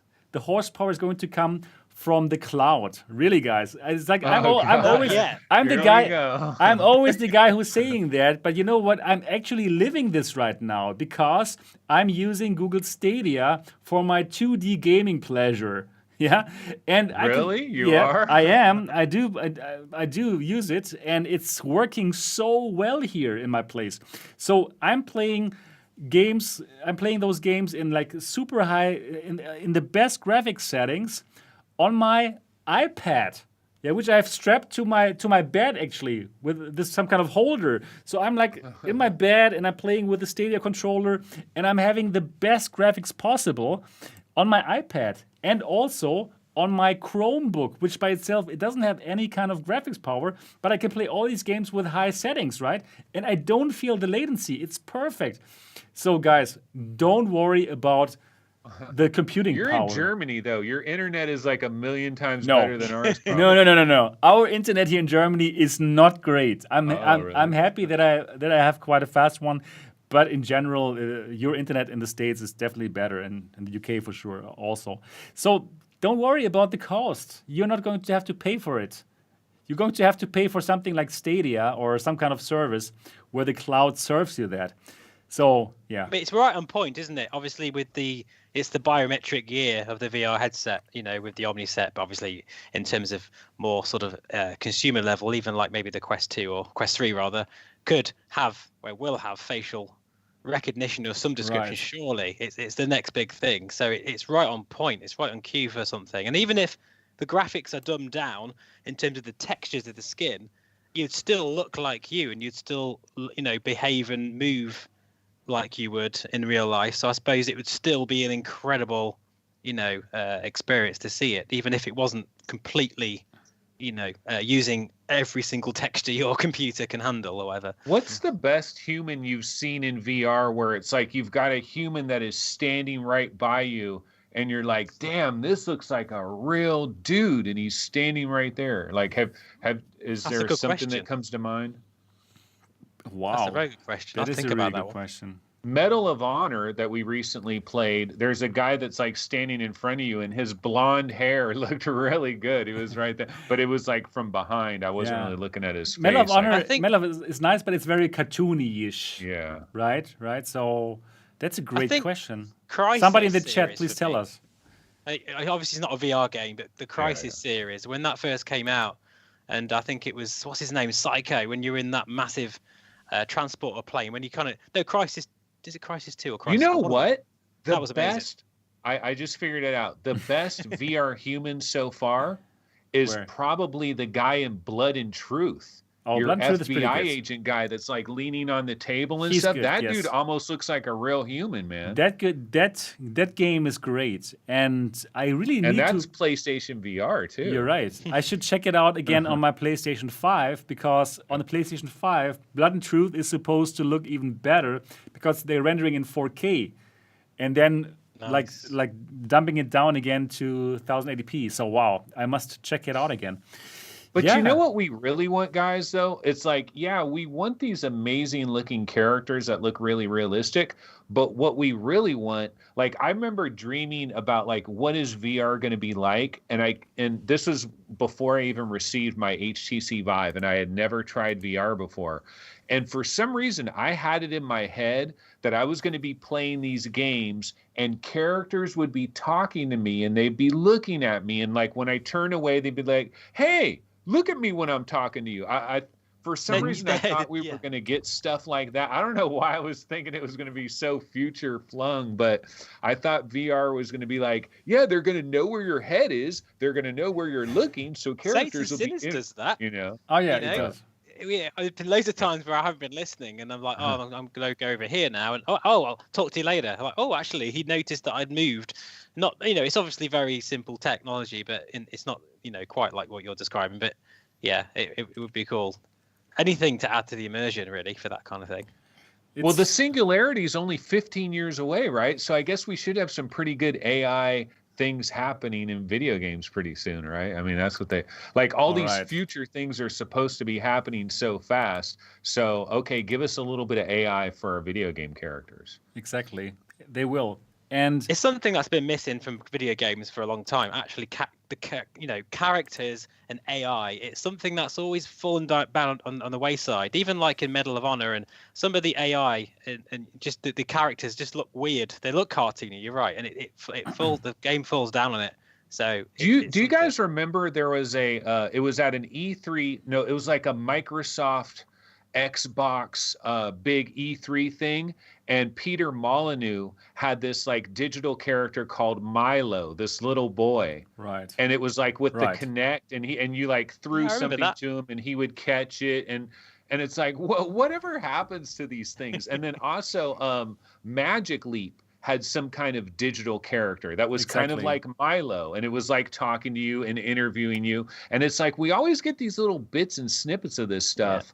But it's like, can I jump into a time machine and go 10 years into the future and actually see what this stuff is really like? Because it's kind of teasing me. But I think now we don't have to wait so long, because this creator is coming out in this year, and we can all sign up for the beta right now. And well, there can be VR games that use that engine, right? There's games that use this engine, of course. Not everybody's using Unity. Some are also using Unreal.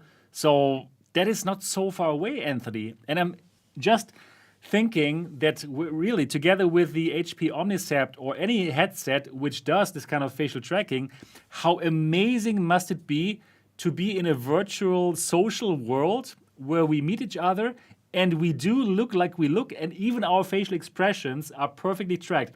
It must feel so real, because even now when I meet people in VR for VR discussions or for work or for virtual meetings, and I do that using Spatial, for example. You've probably watched my interview with Spatial.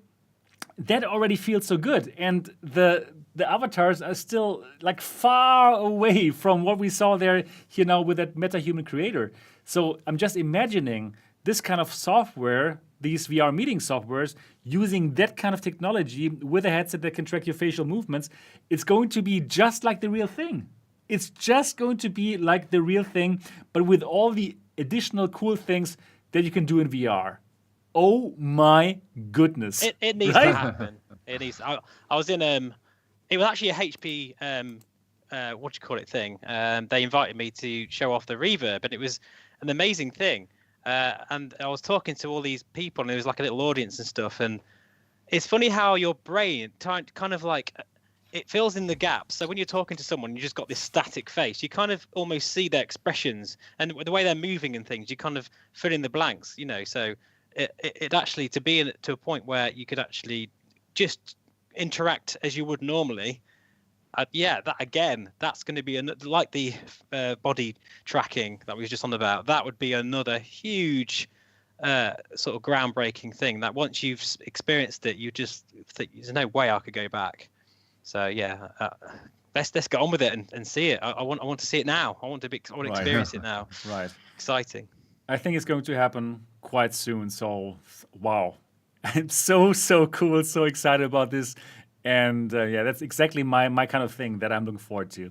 Cool. So now let's get to our last topic for today. Cheers, Steve. You're lucky you have another one there. I don't have. You're so lucky.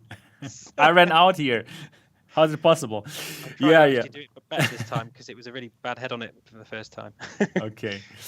Yeah. So let's talk about our last topic for today, and that last topic. Actually, that is the Qiyu 3. It's a Chinese headset. A Chinese headset that is basically the Quest 2 of China. And this headset was announced earlier this year in Beijing. And this headset is going to come out in the second quarter of this year on the Chinese market. And this headset is a standalone headset. It has, just like the Quest, 4 cameras. It has 2 controllers, which are also tracked in 6 degrees of freedom. Those controllers, by the way, look exactly like the Quest 1 controllers, if it wasn't for the different color scheme. But other than that, they are very, very similar. And basically, this is the Quest 2 for China. In China, as you know, Facebook is not allowed, it's banned, and therefore the Quest 2 and the Quest 1 are not a thing. You cannot buy those headsets. But China does have an ecosystem of quite a few other VR headsets that we don't know about here in the West. Like they have Pico, they have Deepon, they have this iQIYI, this is the manufacturer of this headset, and many others. So it's pretty interesting that they have headsets that we have never heard about. And this Qiyu 3 is supposed to be better than the Quest 2, technically, in basically nearly everything. So, for example, it also has the XR2 chipset, but according to their presentation that I talked about in my video, this has a better cooling mechanism than the Quest 2. And they say, like, okay, for the Quest 2, the XR2 chipset is never being used at its full potential, but they can because they have a better cooling mechanism. Then for the displays, this has the Reverb G2 displays. So 2160 times 2160 pixels per eye, 2 displays, unlike the Quest 2. So there's real IPD adjustment, right? With it goes from 58 millimeters till 72 millimeters. So that would be something that Anthony would be super happy about, to have a real IPD adjustment. And together with that super high resolution of the Reverb G2 displays, that is pretty interesting. And overall, it seems like it should be able to play all of the Quest games, technically, right? Not automatically, but it would be easy to port it over to this system.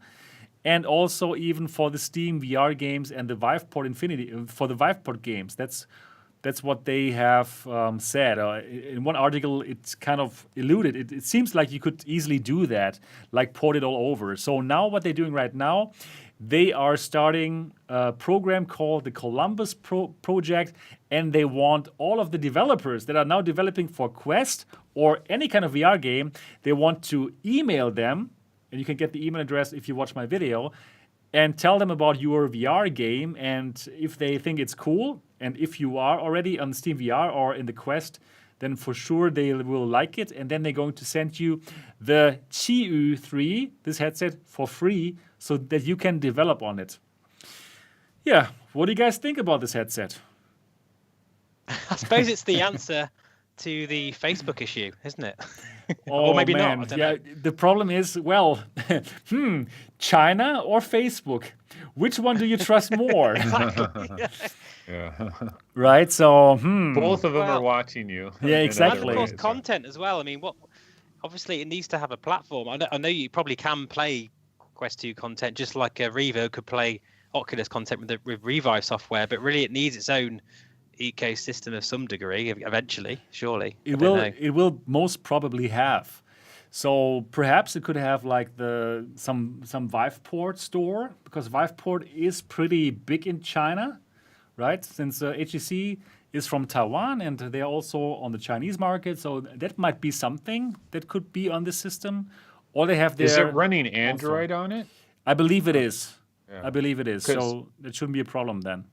Oh yeah, I that'd would be think good. developers will be able to port Quest games. See, the thing is, right now, if you make a game for Quest, you spend all this time designing a game for Quest, and then Oculus doesn't even allow you on the official store, so you just wasted like a year of development. You have no recourse, you have no option, there's no alternative.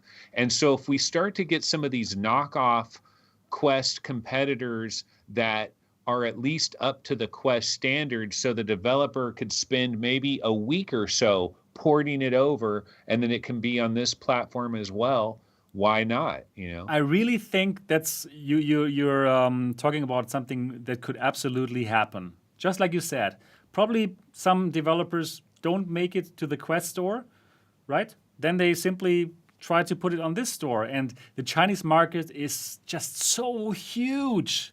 It's just so many people. And I believe that this device, if it's priced right, we don't know yet about the price, that this is going to sell like frigging Chinese hotcakes in China, right? Because they don't have the Quest 2. How much piracy goes on in China though? Like if you were like, probably let's a say you're lot. Servios, I know. So let's say you're Servios, right? And you want to put like Sprint Vector or something on this thing, and so that it could be on these stores in China. Where do people really buy things in China? Like that's the only thing I'm worried about. Like, yeah, there's a billion people over there. I get it. So I do believe that there are some Chinese people who buy something and who don't just copy it. That's for sure, right? So they it's also convenience. You got to make it convenient, and then they'll do it, right? Right. First of all, this, but in China they have so many people that even if you don't sell it, but you run it with some kind of advertisement model, it can be like very, very good. You can like earn lots of money with this kind of for free model, freemium model in China, because there's so many people who are going to watch your content or whatever. So who knows? This might also be something that. I guess for me, I'm work. trying to work out is there something there that makes me think I'd rather buy that over a Quest 2, and for me. Personally, there wouldn't be. This headset here. Yeah. Just I feel like if I was in the market for, and I was looking at this, but you're getting higher resolution. So here's the thing. It's not that much. Yeah, it is high resolution, but really, even I'm a Reverb G2, fanatic, as you know. But I think that's not enough for me to that doesn't excite me that much, because the Quest 2 already has a fantastic display anyway. I think it's enough. Anyway, well, no Facebook. I mean, Wi-Fi 6. Maybe exactly. Virtual desktop would work even better with this. Yeah, and one more thing that's a good point. One more thing that I didn't mention just now. Also, what they said in their presentation about this headset, it has a bigger FOV than the Quest 2. So, and if it's the same panels as a Reverb, it's not going to be hugely different. Yeah, is it? But because of the Quest 2, the way it has those set up, those specific IPD locations, it effectively. So the thing is, like the Quest 2 has whatever resolution it has, but like the Quest 2 might actually have a 2160 by 2160 screen, but the reason you get this weird oddball resolution is because part of that area is not viewable, because when you're moving it to those 3 separate sections, part of the screen is not viewable. It has to make an adjustment every time. But the thing that's cool about this, though, you got legit IPD from 58 to 72 millimeters, which is a nice range. You got 2 individual screens, which is usually a little bit better. And it's 2160 by 2160. It's got the XR2. I mean, the real question is, will this be able to work with like virtual This could be the new virtual desktop device, you know what I mean? But see, the Quest 2 is $299, man. So cheap, isn't it? What is this going to be in Chinese money if you were trying to import it over? No idea. And I think importing it over probably is not the best of ideas. You're not sure if the games will work. Can you get all the games and stuff? So I think it's tough with the whole importing thing. But who knows? But probably if you can if play you're your using Steam it games. just for PC You're only, right. though. You're right. Only PC. You're right. That could be interesting. That could be really interesting. Why would you buy that just to play PC games, though? If it's a standalone? Because it's got Wi-Fi 6. It's 2160 by 20. It might be the cheapest 2160 by 2160 headset available anywhere. Right. If it has great Steam VR I wish I had an OLED screen. That would be it. I'd be sold. but the Reverb G2 screens, they have great colors.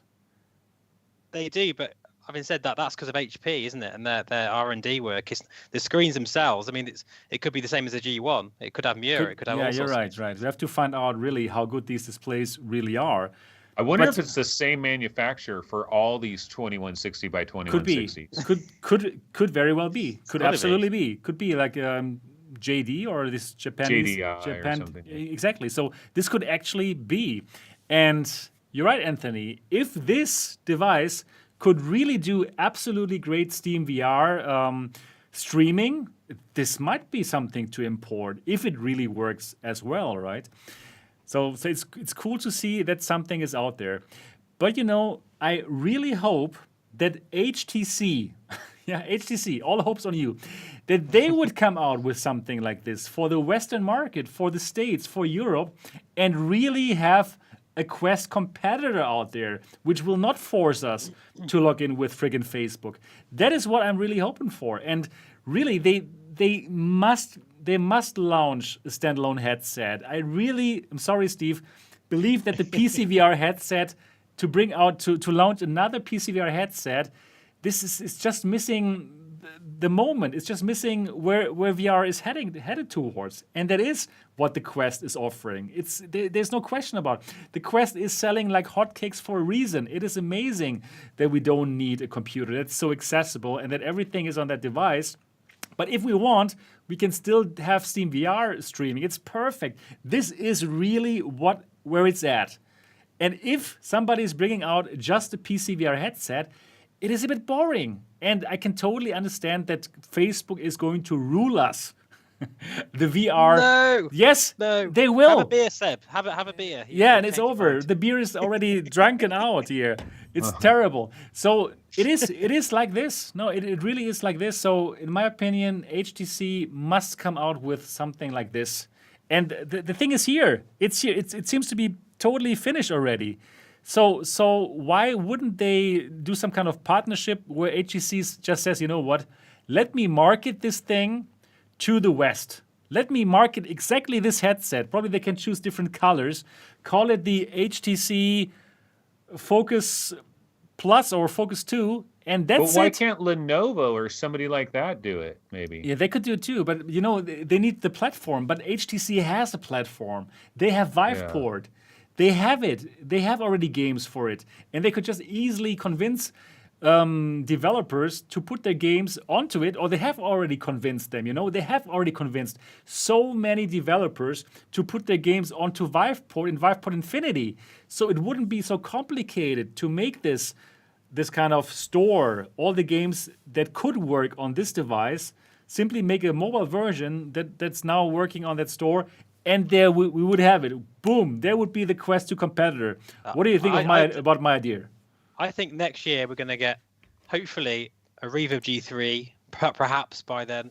Maybe even some rumors, or something solid of a Valve Index 2. I don't know. I think next year possibly might be the resurgence of the PC-based VR headset. I'm going to say it. I'm going to be completely wrong. It's not going to happen. Well, Valve Index 2 is next year, man. It's all good. Hopefully. Base Pilot in your chat is talking about this Chinese headset, saying, does it have DisplayPort? Man, that would have been great if it did that. Because think about it, that's one of the big fundamental failures of this of the Quest 2, that it doesn't have that direct link.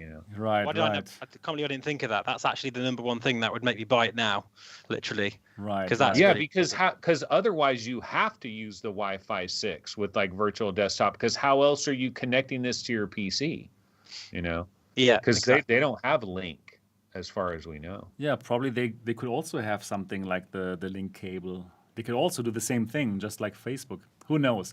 Anyways, Paradise Decay, hi PD. He says, HTC are still pushing Cosmos. Have you not seen their latest ad? I didn't see their latest ad, that's true. Really?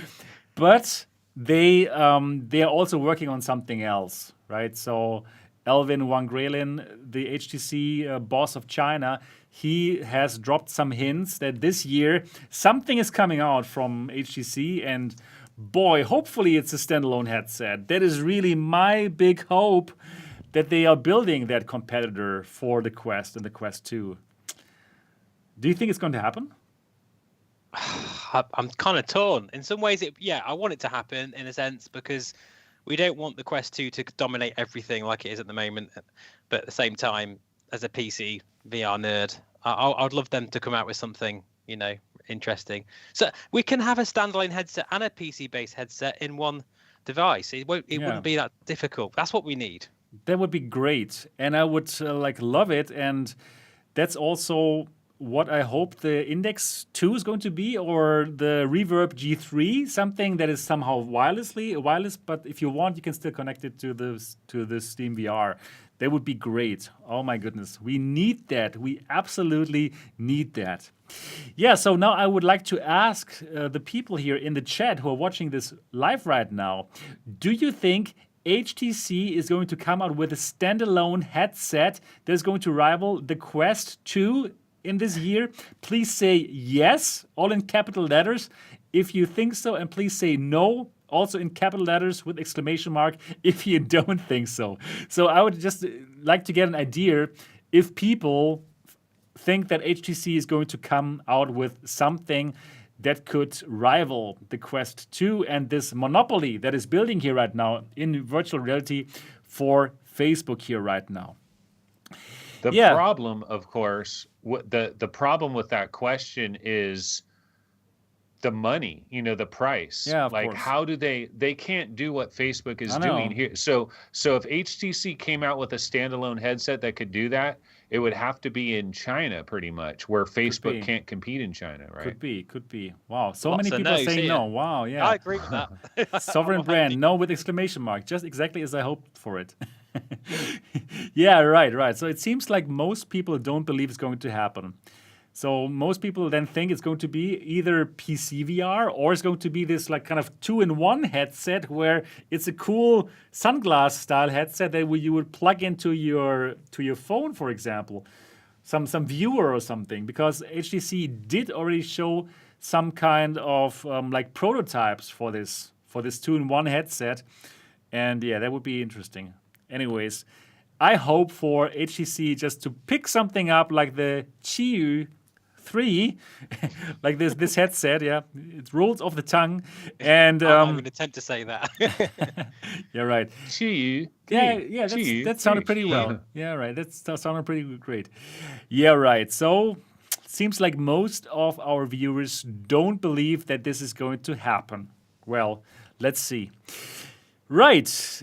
Now, before we end our today's show number 10 already, yes, show number 10, it is up to you to tell us what is more value, which one to get, the $199 Quest 1 refurbished one or the $299 Quest 2. Please do leave your vote down in the description of this video. There's the link. And I want you guys now to join the discussion and to tell us, what do you think? Which one is more value? Is it the $199 refurbished Quest 1 with that beautiful OLED display, the beautiful OLED colors, the 2 displays with the perfect IPD adjustment, right? And no need to log in with your Facebook account if you already have an Oculus account? Or is it the shiny, not totally brand new Quest 2 for $300, which will make you super happy with that XR2 chipset that until now has not really been used yet? So do leave your vote. Please vote now. Is it the Quest 2 or is Quest 1 coronavirus version? Or is it the refurbished Quest 1? Do let us know, and you can still leave your vote for one more minute before I'm going to let you know what is the result of today's poll.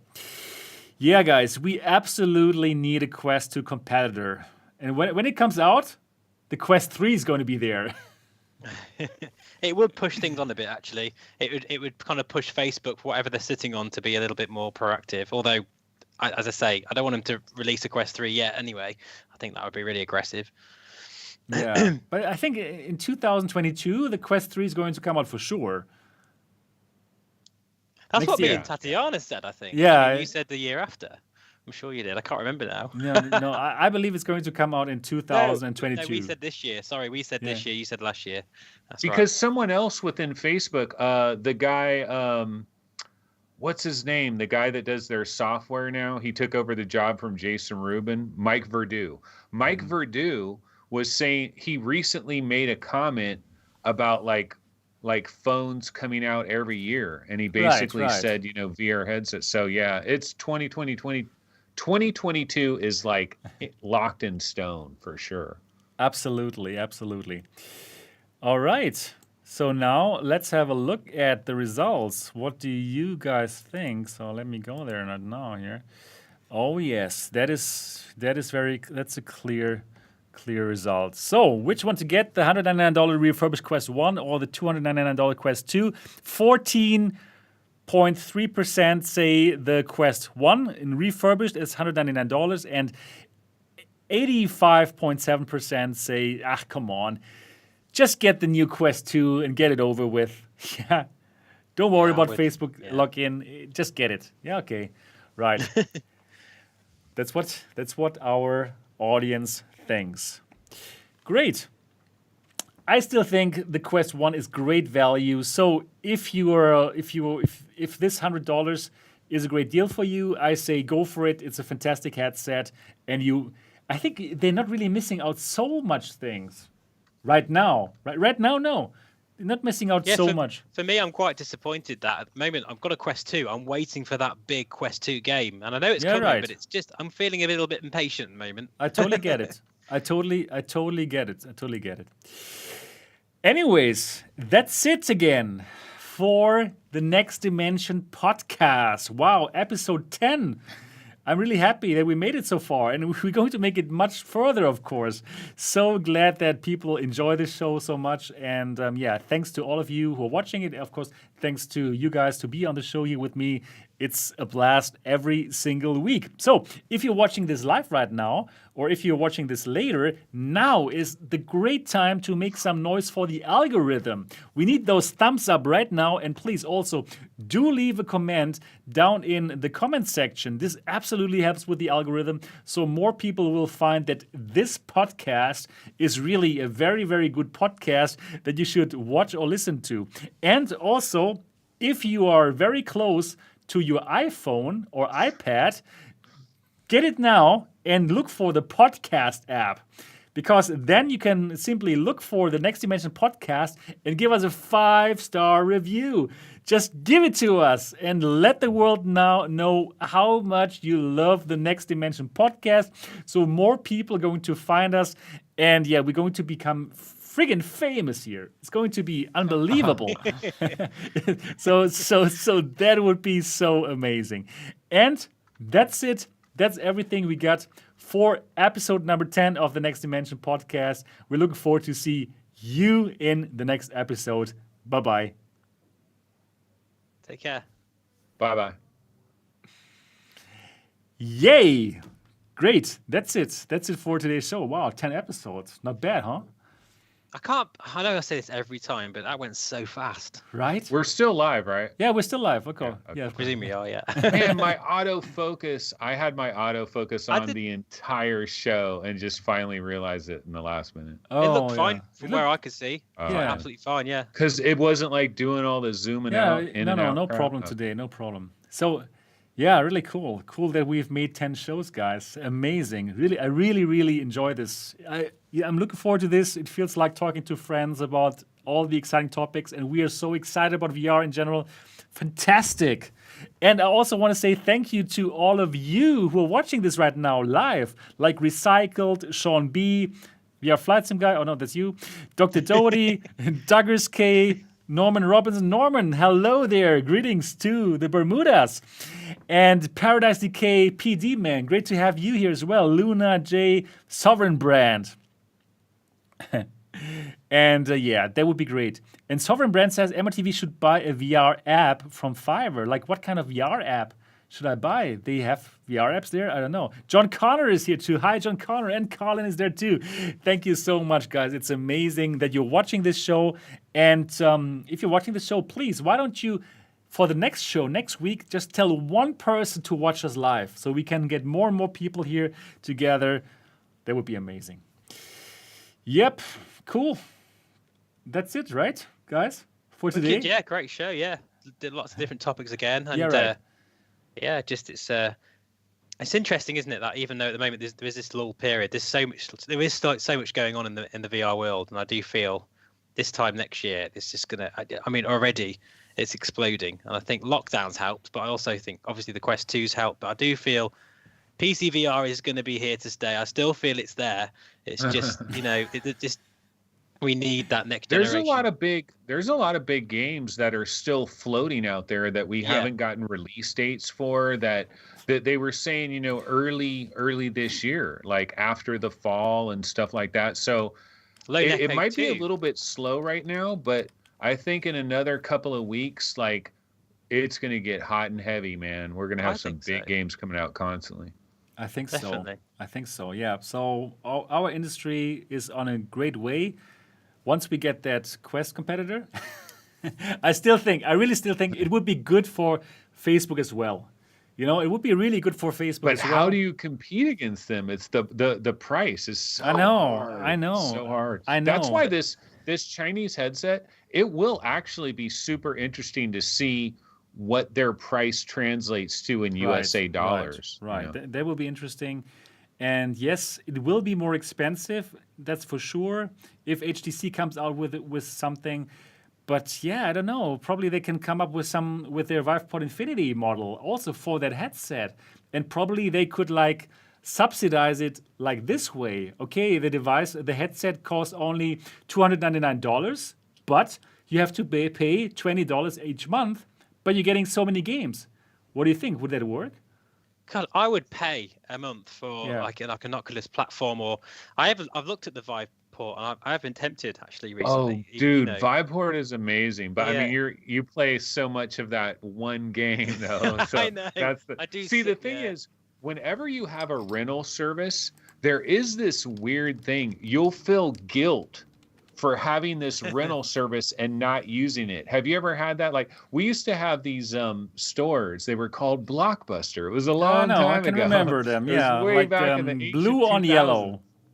Yeah, but you would get this monthly pass to Blockbuster where you could rent unlimited games. You could have 2 games out a month, and it was like $30. Okay. You'd pay $30, but you could always have 2 games, and you could go back and forth to the Blockbuster, swapping them in and swapping them out. But the thing is, there would be a couple of days that would go by that you haven't done anything with it, and you would feel so guilty because you're paying for this service. So there is a little bit of that. I get it. If you don't use. Yeah, I totally agree with that. Like, you feel pressure to play everything because I'm paying for it. Yeah, definitely. But think about it. I really think this could work. Like subsidizing your headset with that $15 monthly fee. I really believe that people would buy it. There's even some people who pay $10 just to play one game, this fitness game, where it's also you have to pay $10 and then you can play that fitness game on the Quest. But if you were to pay $14 and you could play anything on VivePort Infinity in that mobile Quest 2 competitor, I think that it's pretty cool. Of course, it's got to have a nice little DisplayPort connection, hopefully. Yeah, of course. Yeah, of course. Yeah, exactly. Yeah, I know. I'll keep going on about that, but it's got to happen. It's so important because then it's fine. The PC VR crowd are happy. The standalone crowd are happy. We've got this one all-rounder that can do everything. Yeah, that's what's got to happen. Yeah, right. Definitely. Right. Yeah, anyways, that's something that we can talk about in some next shows. And now it's time to go home and eat something, perhaps.